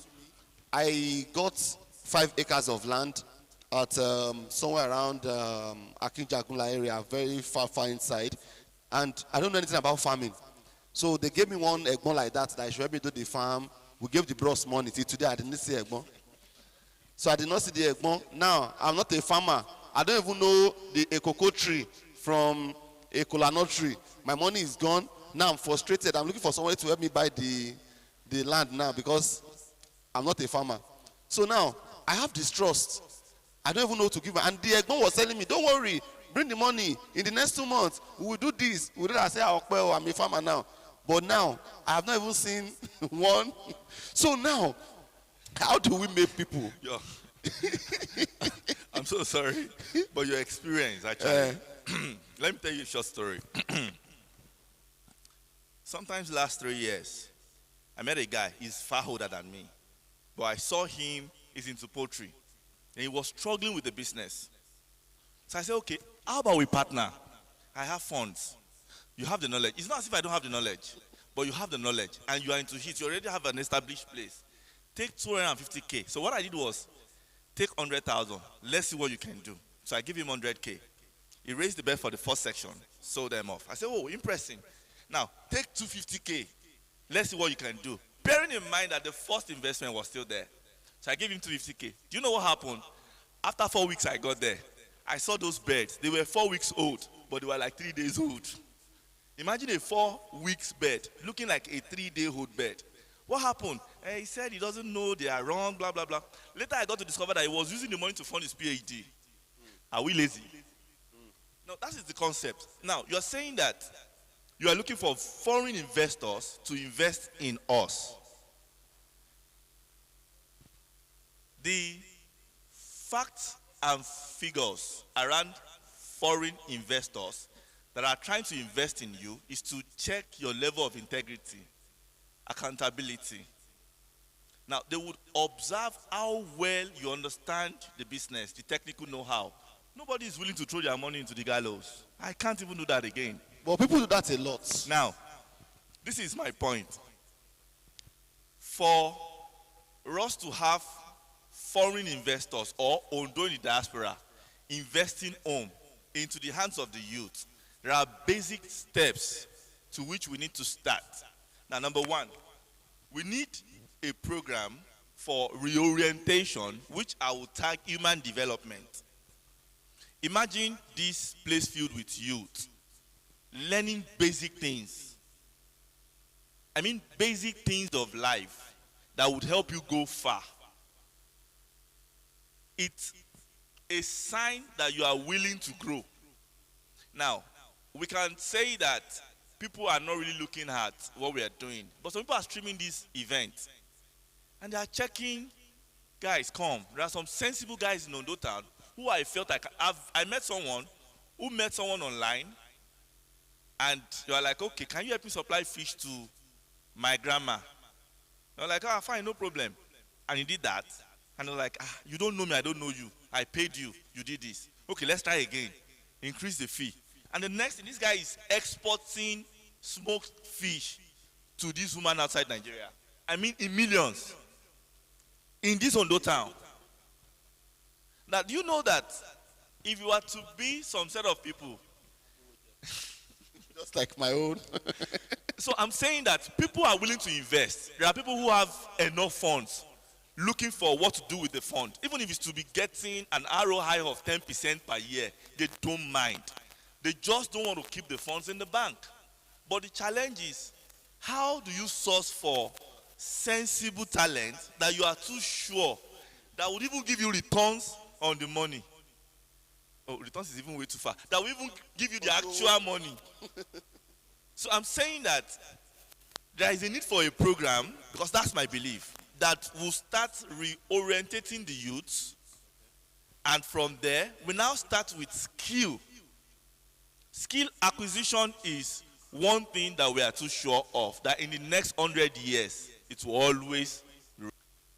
Within this platform, I believe there are who knows who understand the fact that, okay, we have a team of youth who are doing something large in Ondo. Now, it doesn't take, there's something called referral. Banks live so much on referral. For example, if you want to take a loan, if I'm trustworthy, and let's say I've been running loan of up to 25 million, and I've never defaulted for once. If I stand as a referrer or a guarantor for you, they will give you the loan. That is bank. Because they believe my integrity is at stake. Now, you can't go as a newbie and say, I'm sorry, I just need 10 million naira. No bank will give you. So I'm saying that all right, there is a need for, in Ondo town, if programs like this can be used to reorientate the youth. Now, start sourcing for genuine talent that people can promote. I mean, that a platform can promote. Imagine most of the shows you see online, like, I'm not saying Big Brother Nigeria, I'm saying American Got Talent, all those shows, they are promoting a particular talent. And at the end of the day, they will get funds for it. Now, Tony Elumelu is doing something huge in Nigeria. If you observe what Tony Elumelu is doing, he's sourcing for talent. You can't just come in with a quack proposal and no, it's not done that way. They give up to $6,000, $10,000. All right. Well, if we're here, we'll be here tonight when our bonds, our daddies were talking about that. We said, "Want to low time to low, so time to are not in low by." We have to send us off on this platform. We want to get contributions from our youth. Questions, ideas, share your innovations with us in 1 minute. Do we have people with contributions? Contributions, questions? I'm sure. Okay, please, you can come, sir. I'm sure everything we've been discussing here won't just go like that. Let's have the contribution. Let's have your question. We're sure that this summit, and we say a very big thank you to Akivest for making the youth a part of this, not just listeners. Please, you can hurry up. You are a youth, my brother. Please, hurry up, hurry up.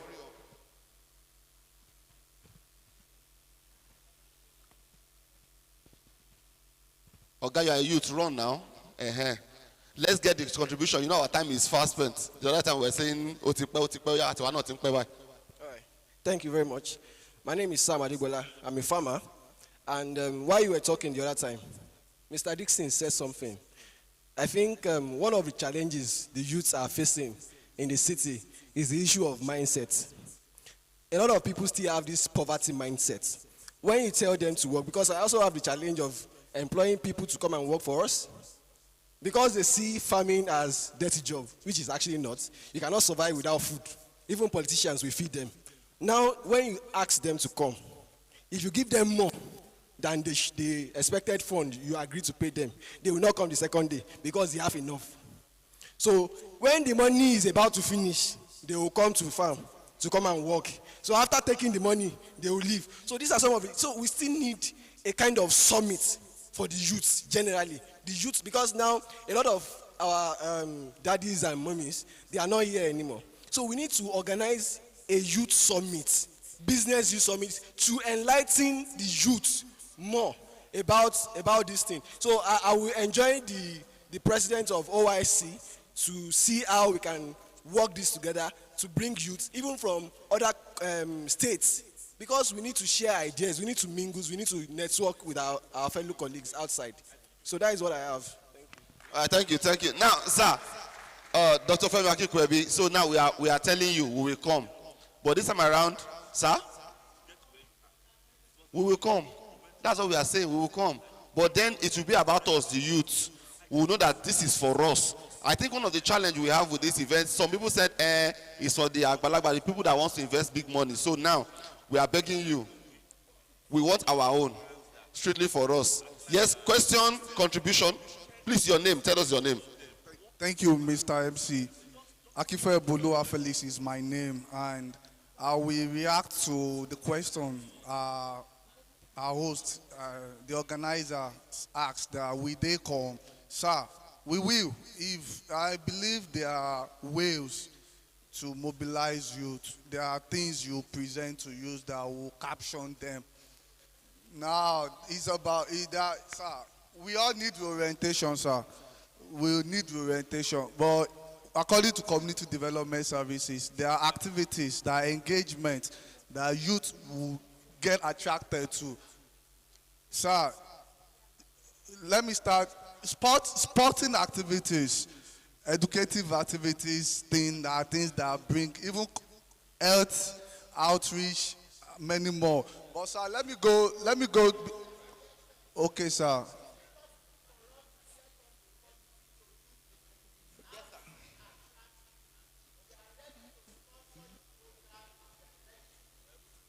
So now, the suggestion of Dr. Femi Akikwebi is we have a committee,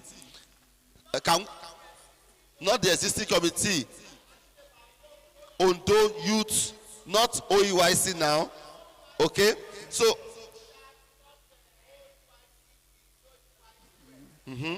so what we need is before we leave this hall, I think if we can get volunteers, people that know that they are ready to tell their community, their friends and family, we'll gather them here on this platform and we'll create that, sir. We'll do that. Thank you, sir. It is achievable. Thank you. And here goes to my. Let me start by saying big thank you. Please, let's make it fast. Please, we have others waiting. I will. Okay. Oh yeah. Thank you. I will start by saying, although youth are not lazy, only that we are all industrious in different sectors. That's that first. And sir, when it comes to ideas, here in Ondo, or let me say part of this country, Nigeria, idea is just like when you are telling them what will happen in 2027, in 2022. Many will understand you. And my question goes, why are improving lives and mind projects in Ondo don't meet their end goals? Okay? Why are improving life and minds projects in Ondo don't meet their end goals? Okay. I will explain. Yes. He said, I get it. I get your question. Thank you. I will explain it. The question is straightforward. He said, innovative ideas. Why don't they meet their end goals? People will come with ideas because this is not the first time people will say they want to do this, they want to do that, this and that, and at the end of the day, we will see nothing. Is that what you are saying? Why is it happening like that? Reason why I asked that question, sir, for example, once upon a time last year, we the youth, through the OEYC then, they said there will be a training for the media training done at Kaftan TV. Then we came in for it. And in the course of the training, we had this innovation that in Ondo community, we don't have the Ekimogu press media, we don't have. And some youths were in the process, but at the end of it, yes, we know some people will be given employment, which is normal. But those youth that came up with the passion to come and learn something, at the end of it, there was nothing to even encourage them to add more to their community with their media experience. That was why I asked the question that why are minds and changing projects in Ondo are not moving? All right, thank you. So who is answering the question, sir? Are you helping with us? So the question now is, people come and tell you that come for training, do this, they get employed, ideas, innovations. At the end of the day, Olule noni, nobody will say anything. Eh? You want to contribute to... That's why I'm saying that who wants to contribute? Or you want to answer? Somebody wants to answer him. We are all youth. If I get his question right, that after Malule. after the trainings and all, that there's nothing to show for it. I was telling somebody on a WhatsApp group some couple of months ago. The person complained about the same thing that you said, and I asked the person. The person specifically said he went for a media training on TV, broadcasting training, and after it, no empowerment. I said, you are in Ondo. You went for a training in a TV station. He said yes. And after the training, you stayed in Ondo. How many TV stations do we have in Ondo? That was what I asked him. Positioning is very, very important. Now, after that training, position yourself in a place where you can practice. Then when there's a platform here, you come back. Now, I told him, I said that I know five people that were in the same training that you did, and they're in Lagos. In fact, they're making money. One of them is earning 200,000 naira in a TV station in Lagos. The training was in Ondo here, not in.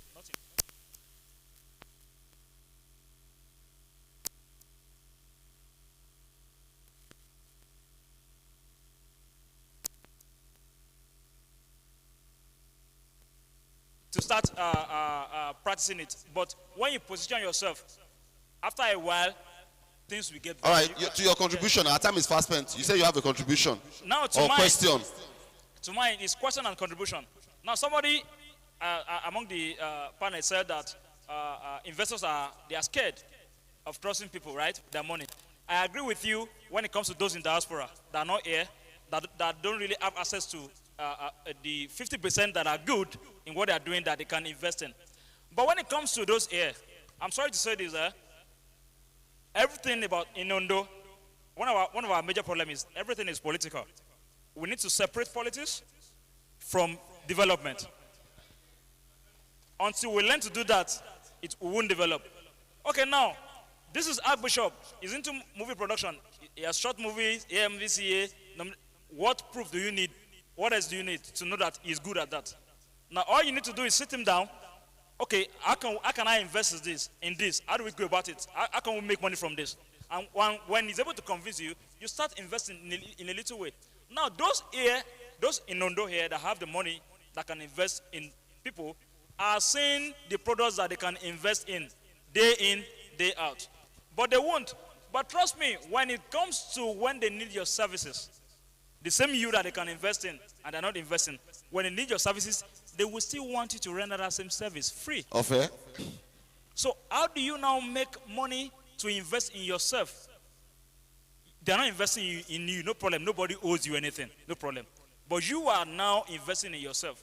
you are rendering services. When you render the services, are they ready to pay? The same people that have the money, are they ready to pay the value of what you are rendering so that you can invest back in yourself since they are not investing in you? That's where we have problem. We have good photographers here, fashion designers. Just like you said, you're training girls. I was at the last year edition. How many support did you get? None.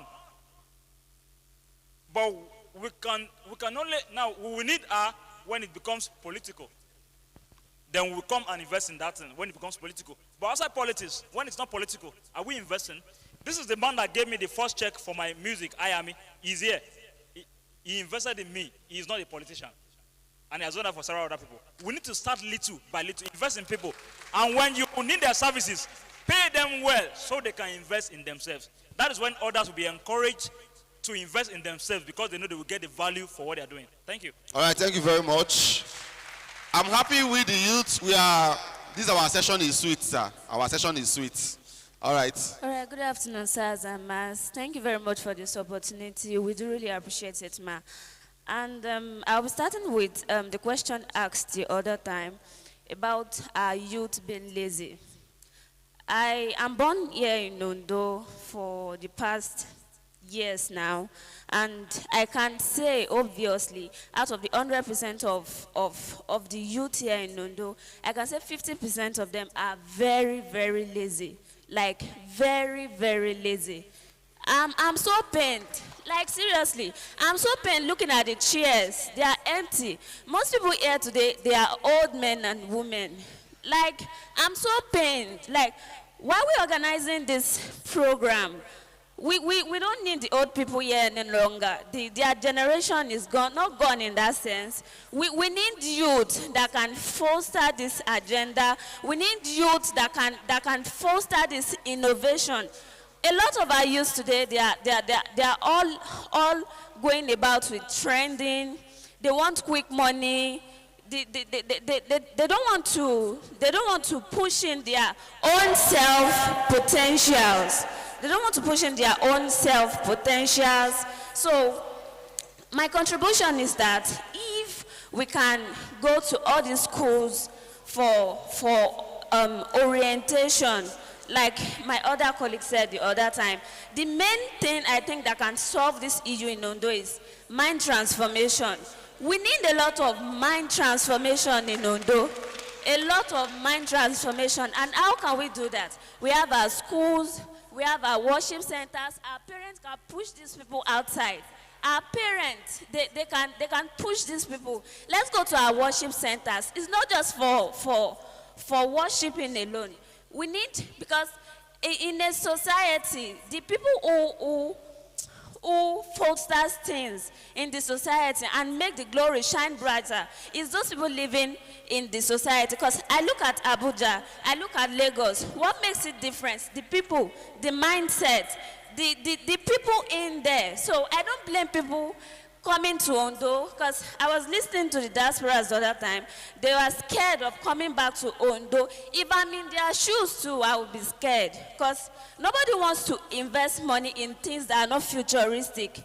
Nobody wants to invest money in that. So I would love to say that we need to start with mind transformation, going to our schools. Adeyemi people, I don't know why they are not here today. A lot of, when I meet 100% of people, ask them what their agenda is. They will tell you, I just want to be okay, I want to survive. No, we need to be futuristic. This is about our generation, our next generation, our next generation to come. So, apart from political agendas, a lot of our youth are after this politics. We don't need 5,000 naira. We don't need 10,000 naira. We need something for our generation, next generation to come, and more like that. Thank you. Thank you, my sister. Yes, please, my brother, before you say something, before I forget, please, I have a message for the people in diaspora. Before I forget, I want to add to our contribution. Why you invest in us, why you are scared of us, when it is time for you to invest in us in Ondo, don't use Oboya to lower. I don't know the English of Oboya to lower. The investment you want to do in Lagos that will cost you 2 million, because you are coming to Ondo, you want to give us 200,000 and you want to achieve the 2 million naira gain. It does not work like that. One auntie, the value, one auntie used money to do show. She was in the US. She did show in Akure. She spent millions of naira in Akure Korero Ekokon. They now introduced her to me. Because I'm honest. Sometimes you might be honest and you fall into the wrong hand. Now I'm honest.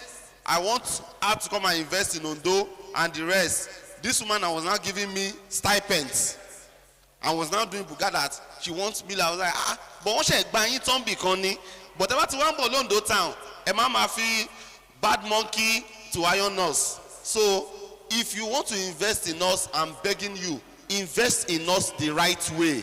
Is it that you invest in us the right way or don't invest in us at all? So people will invest in you in the wrong way and they will start shouting monkey that, hey, otipami okopae, ngoto yakofi invest go oh fun, and you just drop small. You did hand like this and you are shouting, Ondo anti kowo mi jetan.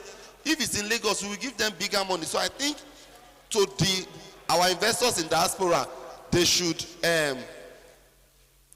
put mind to that. Thank you.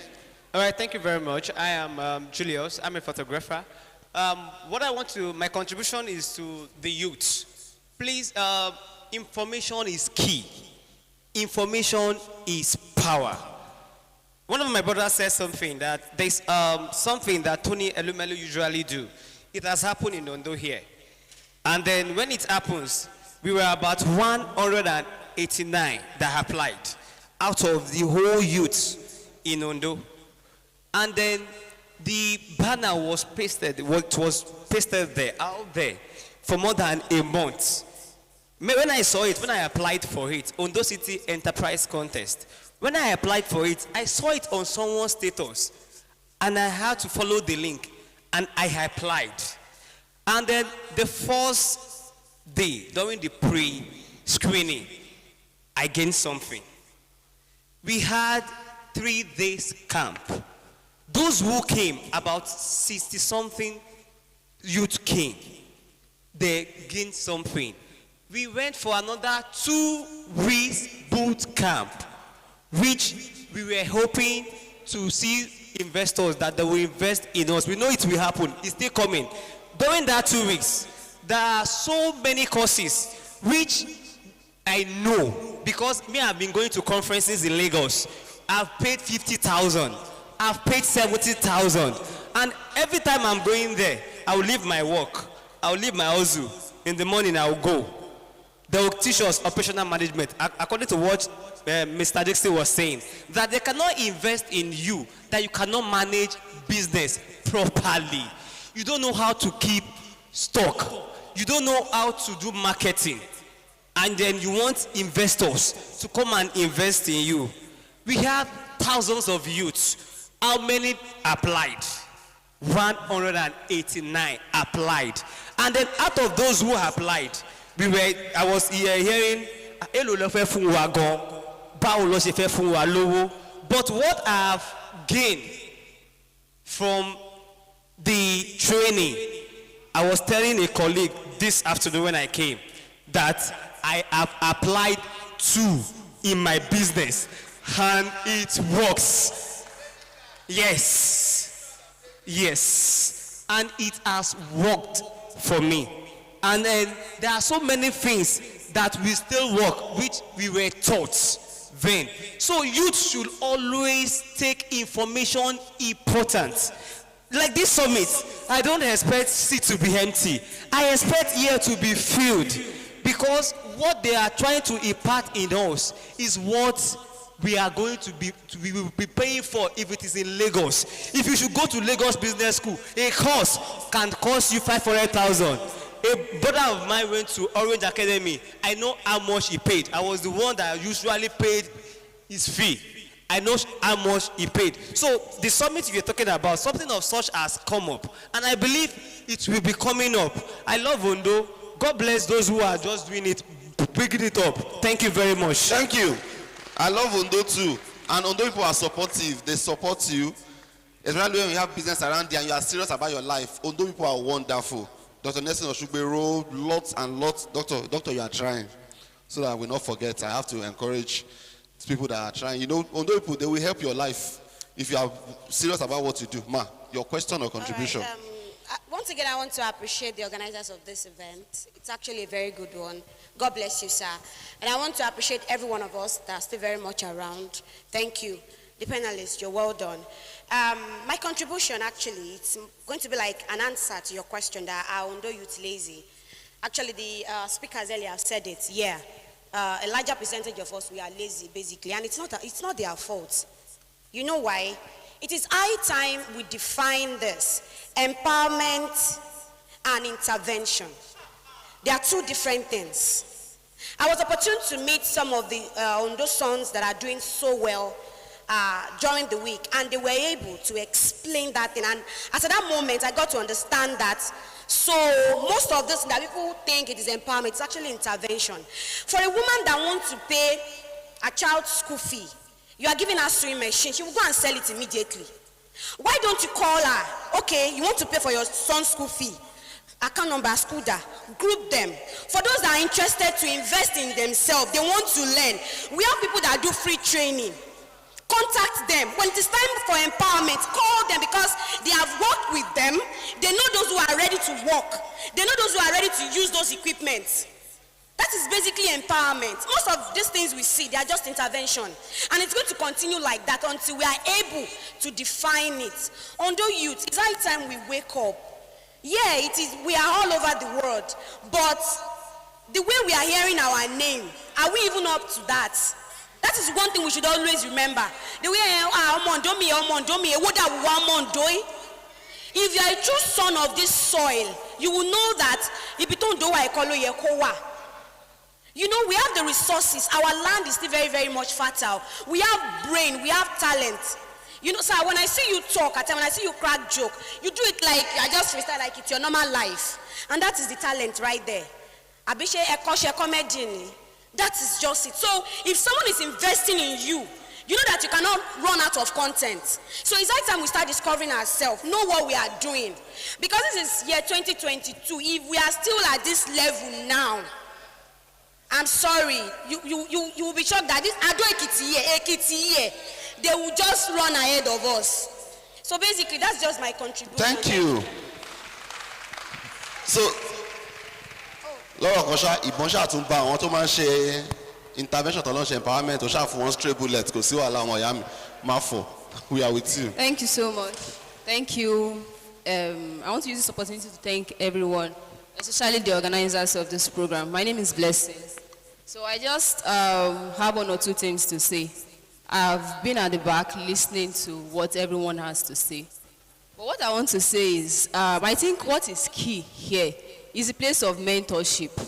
We are seeking investors, but then investors need track record. They need to trust who they are giving their money to. This is where the place of mentorship comes in. If we have people that can mentor us, and these people can serve as a referral to these investors for us, I think it will be much more easy for us. For instance, now we have the likes of different people in various fields. Mr. Ayola is into agriculture. I am a farmer. I do that as a part-time. Aside that, I'm into real estate. So if we can have Mr. Ayola mentor us, it will be very easy for us if he's giving us recommendation to this. If he's giving us recommendation to meet these investors, it will be very easy for us to meet them, to get investments. So that's just my contribution.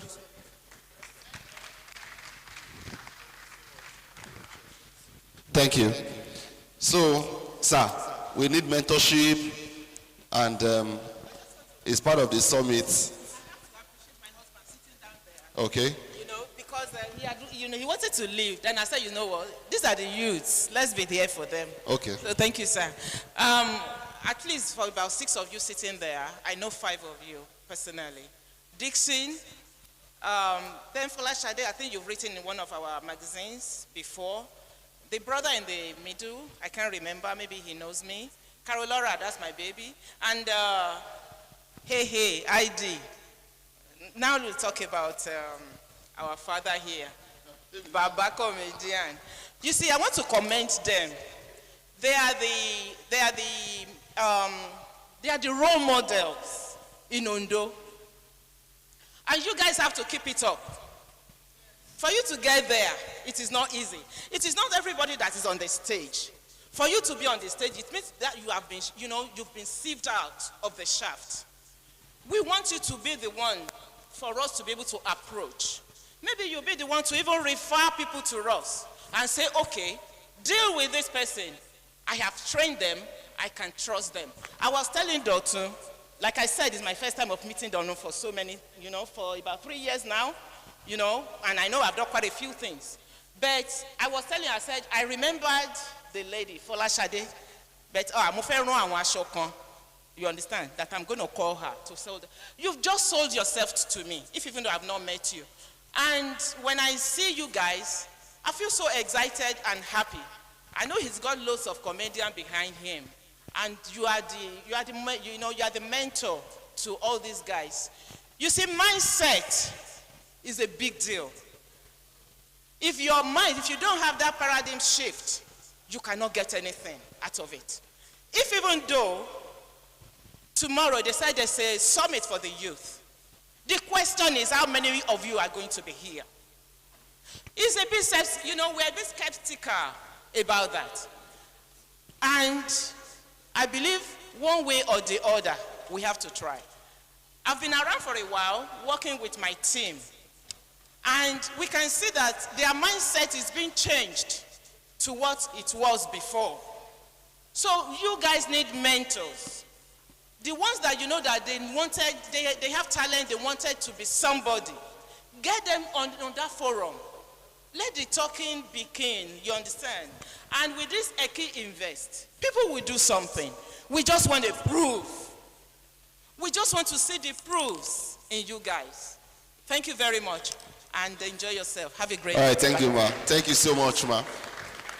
All right, Dr. Leslie would like to contribute. Sir. Everybody wants to contribute in our own session. We want to end the session, and we are not doing it again. I'm just kidding anyway. Yes, good day, ladies and gentlemen. Once again, I'm here.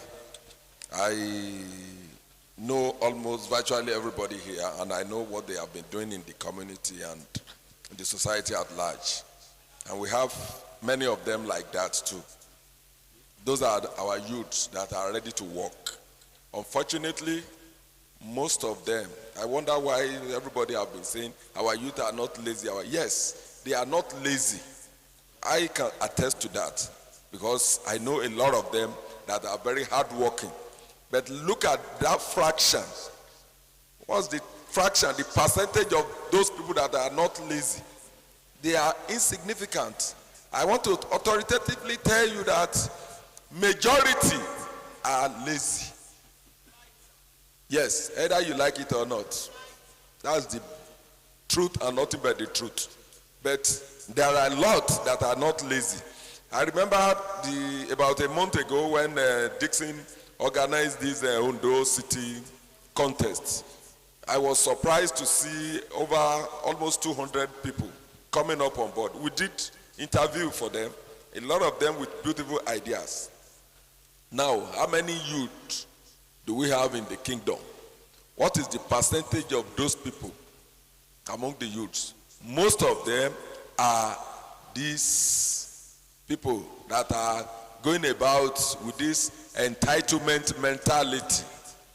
They come to you, they want to get something from you. Sure, sir.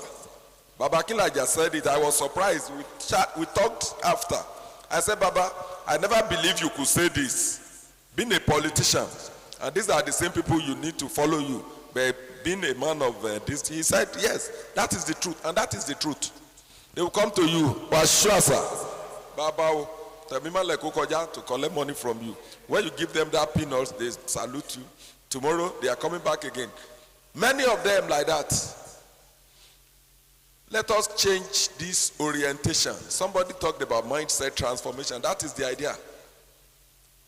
But I believe this program we are doing now will help in that direction. If we can have 50 people on board, by the time maybe in a year, it will have a multiplier effect. If you see 50, some of your friends doing exploit, making exploit, maybe the next year you want to join the train, that one can lead to 100, 100 to 200. If you can continue in that direction. But apart from that, presently, They are lazy, many of them. And they are not doing that alone. They are being encouraged by the politicians. Because the politicians, they need them for their whatever political game. Yes, and the parents too. Parents are involved. Because I can't imagine my child waking up in the morning doing nothing. When there are thousands of opportunities out there, I don't still want to believe there is no job. If you are coming to me to tell me you don't have job, I will tag you as a lazy person because there are jobs available. It's just people don't want to work. Ondo, India alagbade ba munla. Kefi amshe, amjeun egbondo gama. Di lagbade ba munla, amjeun. And tí ebi bá ti kúrò nínú iṣẹ́ kí ló kù? Iṣẹ́ bùṣe. That is if you are not hungry, if you have enough to eat, you cannot think of doing something better, doing something that can make you more prosperous. But all these opportunities are there. People are not exploiting it. I was talking about tomato plantation yesterday. You need just a plot of land to do that, and from there you are on. We have onion plantation. Onion. We have the seedlings. If you want to do all this thing, come to me, I will put you through. Even if it is pepper. I have a testimony. There was a time I was trying to clear a site. And in doing so, a guy came to me, sir, please sir, you can't clear this land now. Why? He said he planted atarudu. Atarudu, what do you mean? Because of your atarudu, you want to stop me from using my site. Lo and behold, I went to the site. When I got there, about not more than 2 plots of land. Atarodo, beautiful, beautiful ones in this Ondo here. I later understand that guy harvests 2 buckets of atarodo every other day. And he makes 15,000 naira. I later got to know that guy has bought Sienna. He has Sienna. And he has motorcycle. He will come to the farm as early as 7 a.m. He will leave around 10:30, 11. You will see him roaming about, going in the street. You will know that in Ondo, yes. I doubt it, but he is doing it in Ondo here. And you will be seeing him on the street. You will know that he has made almost 50,000 naira that day. Now, I waited. I allowed him to do that for that year. I didn't touch that place because I was moved. He has relocated to another place. I learned he has bought 2 cars now. He's using one for transportation, using one to carry his family, and he's still using his bike for farming. There are people like that. There are so many things like that people can do. There are our own people here. They want to become Dr. Nelson the same day. They don't know what I have gone through. Yes, sir. They don't know when I was always drenched in mud, digging ponds all over the places. Anyway, don't let us talk about that one. But I want to say, I need about 5 to 6 youths in this kingdom that are interested, that are passionate in fish farming. Let them come to me. I will mentor them. I'm saying this. You can talk to them. And what do I mean? I will give them, provide facility for them, fish ponds. I will give them fish to stock, juvenile or fingerlings. And I will also help to provide feed for them. And I will not stop at that. I will ensure to help them how to sell that fish. If they want to smoke it, I have smoking kiln. I do that. I sell fish to people. Everybody knows me. I am a fish seller. Yes. Yes. To God be the glory. I'm a tomato seller. I have Marua that sells tomatoes all about. I sell cucumber. And I sell pepper. You understand what I'm saying? All these things are there. I don't need this. I must say this. I am a little bit comfortable. I'm a salary earner. I'm a lecturer, a chief lecturer for that matter. At ADM College. I'm a federal civil servant. The money there is enough to sustain me and my family. But I still do all these things. How about those people who don't have anything and yet they are roaming about the streets claiming no work? Don't tell me there is no work. You are a lazy man if you say you don't have work. Thank you very much. All right, thank you. Hey, there is now a fish farm. Ladies and gentlemen, We'll be taking the. Sir, you say you want to have a contribution?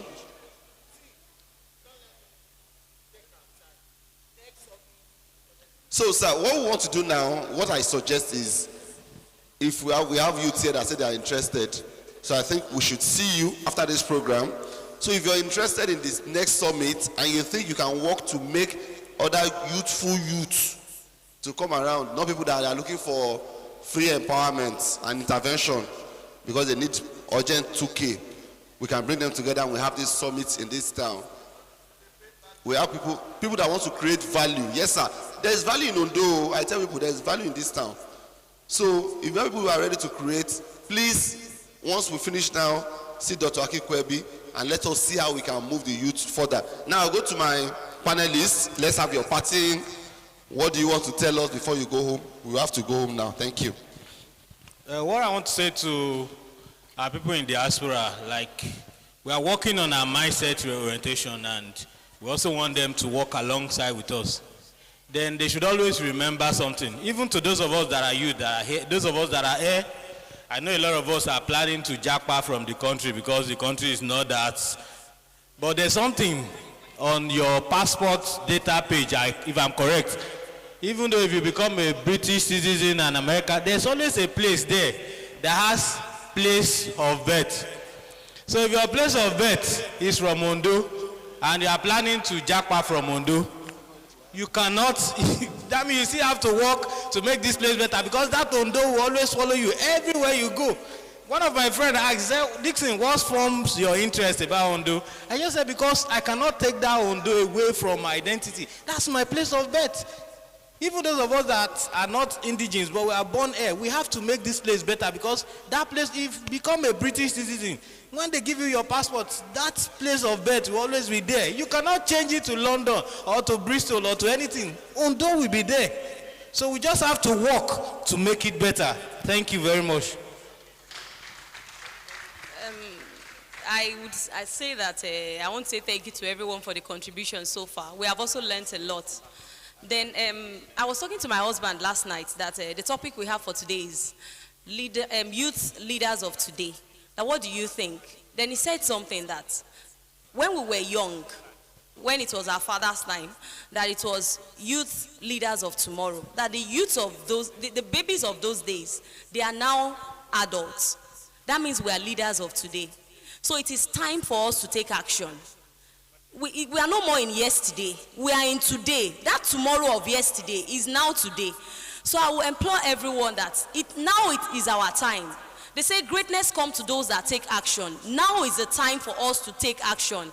We've gone past yesterday. If we were leaders of tomorrow yesterday, now is today. So we need to start taking action today. And I will also say that if there will be another summit, whenever it is going to be, if each and every one of us here decides to come with at least 5 people, if this was a show and somebody, a superstar was coming, I'll come with a lot of people. I will come with somebody. You need to come with somebody. I'll come with like 5 people. So if I'm coming to a summit, it means I'm being selfish by coming alone, because I know I'm coming to feed my soul. So if each and every one of us here comes with at least 5 people in the next summit, then I think Ondo will be a better place. Thank you. Thank you. Yeah, thank you very much. On a final note, I'd like to pact with 2 quotes from our Imperial Majesty, about Dr. Victor Adimefukiladejo. First, he is a spiritual leader, because I study trends. That's why I could easily make references. In 2006, he said he could visualize Ondo City Vision 2020 had come to pass. KFM had come to pass. Now we have like 3 universities. And we used to say our youth are our future. So if Abaye himself yesterday now said our youth are today, that means it's something worthy we should hold and follow through to it. Abaye for all of the matches, we are the leaders of today. And equally on a final note, same from a quote from Abaye, he said, he made the quote from the Bible, where I want to buy from Jerusalem, investment the other time. We need to showcase the good youths that we have. They will now make references to them when we are doing orientation. So our people will be able to relate that, okay, Dixie AG, only fish farm, ó lè ṣe yìí ó lè ṣe so dèmi náà bá yan ònú ẹ̀jẹ̀ fi hàn tàn mí fi hàn kàn fẹ́ gbà tọwọ́ mi. Definitely you've made a good example of that. Then we need more of this platform. We might not be much, but all over the world people are watching us.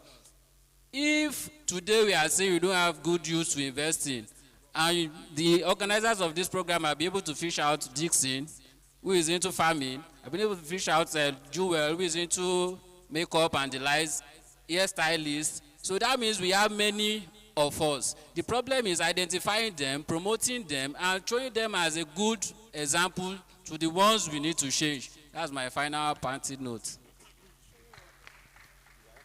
Okay, from my side, I'll just talk about two things. I'll talk on mentorship. Please, let's note that mentors are not people who call for urgent 2K. That should be noted. That's one. Then secondly, there's this adage that says, this old song, Batamiadu koko gati mobaka wemi. Maybe that's what is actually pushing us. Even illiterate, but I want to koko ga when they know what they are doing. So please, let's know what we are doing. Thank you very much. Finally, I would like to encourage our parents. Whatever we are saying pertaining to youth comes from home. That is the sincere truth. You know, raising your child is much more than building a name. It's like raising a generation. So if our parents could be much more involved in nurturing their kids, I don't mean kids now, I mean the youth they have in their house, exposing them to complete training that can teach them what they call self-independence, and that can actually teach them that getting wealthy does not happen in a day. It takes process. I believe our society will be better. And so also all our political, religious platform, from church to the mosque, issues like this should be discussed often. We should have a platform in the church and in the mosque that we can discuss issues like this, because we have more youth that will always come together in those easily without canvassing them. We should have a table where we can actually discuss issues like this. Thank you. All right, from me to us, as I keep on loving Ondo, invest more in yourself first. When you see me, like you said the other time, that when I started filmmaking, you were like, you don't know to the filmmaker. And you did not know when I was running up and down the street of Lagos, learning content making. So when others are sleeping, make sure you are moving. And always ask yourself one question. Ask yourself that this hustle that I'm doing right now, as you're sitting right there, ask yourself, this thing that I'm doing right now, can it sustain me in another 5-10 years? If your answer is yes, continue. But if you are getting doubts, in the next 10 years, that you are not even sure of it, my brother and sister, continue on the path, but look for plan B. Thank you very much. All right, thank you to our panelists. God bless you. That is our session. Dr. Akikwebi, thank you so much for making us a part of this. I have to appreciate you because this came at the latter end. This was not a part of these events from the beginning, but you gave us this platform. God bless you, sir. Thank you. We appreciate you. On this note, we'd like to say thank you, sir. I think you should come from you. Want to hand the microphone over to you. This is the end of the event. We have to hear from you, sir. Please, round of applause for the convener, Dr. Fred Akikwebi. Thank you very much for everything. Wow. For me, I'm more fulfilled, especially on this last part discussion. This is what I actually wanted. When we started this program, I think, Ondo Ekimogun Youth Congress and Ondo East OEYC. Two of them are OEYC. They were the first set of people I discussed this summit with. But the response for me wasn't encouraging. But with what happened here today, coupled with what Dixon did last few weeks, I just have this hope. I have this strong belief that we can actually change the narrative of the way we're doing things before. And I'm throwing it open here that the next summit, if you agree with me, will happen this year. Yes, and it's going to be purely for us, the youth. Thank you. I will use this opportunity, first of all, to thank God Almighty. I will thank Ondo State Government for allowing us to have this first edition of Ondo Development and Economy Summit. And I will thank Abaye, our own Oshemawe, His Imperial Majesty, Oba Victor Kiladejo, Oshemawe of Ondo Kingdom. I want to especially thank my senior, my Egbon. See, OBHS, they do things. So. Dr. Nexin Oshungbemiro, thank you so much, sir. From day one to this period, and I know you are still in it. Thank you so much. I want to thank everyone, Dixon, the volunteer, and one naughty boy called Sugar. I just want to say big thank you. Yes, the guy is very naughty. Thanks to all the volunteers. Thanks to all the volunteers. And big thank you to our Baban in the house, the chairman of Ondo Development Committee, Chief Akiwande. Thank you so much, sir. We are grateful. We are grateful. When we shared the idea with you, say, Femi, nobody should have there for development of Ondo. This all was open for us. We thank you. We thank everybody. Thank you, Archbishop. Thank you, Shola, all the volunteers, Kenny, sir? Pat. We can't mention names, sir. We say big thank you to you guys. And let me say this. ODS is not just an event. No. It's a movement. ODS is not just an event. It's a movement. So don't think that we are done with this. In the next few weeks, you will hear from us and you will see action. Thank you, and God bless you. Thank you, sir. All right, that's we say a very big thank you to all our media partners. We say thank you very much. We appreciate you. OECS, thank you. Kaftan TV, thank you to all the print media, all the electronic media here. Thank you very much to all the online crew, the photographers. Thank you very much. God bless you. We appreciate you. Dr. Femi Akikwebi was talking about schools in Ondo. You mentioned OBHS. Thank you, OBHS, for producing great minds. Thank you, Celestial Church of Christ Grammar School, Omolore Yaba, Ondo, for creating this MC for the event. God bless you. There are 3 schools in Ondo, OBHS, Celestial Church of Christ Grammar School, and the rest. So the rest can go to Ondo too and collect your own. And thank you. So I have to thank my school too. Yeah. Thank you, sir. Please, can you rise on our feet and, let's just, and make sure you collect somebody's number. Make sure you network before you leave. Please, if you want to join the Ondo Summit, make sure you contact Dr. Akikwe before you leave this hall. Make sure you are part of the growth and development of this. Please, can we share the grace in fellowship? As one, I'm sure more of us are Christians or something. Can we share the grace?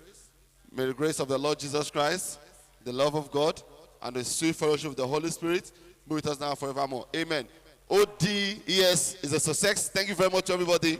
God bless you. Till we see you next time. God bless you. Thank you. DJ Lakers. DJ Lakers, thank you. Thank you.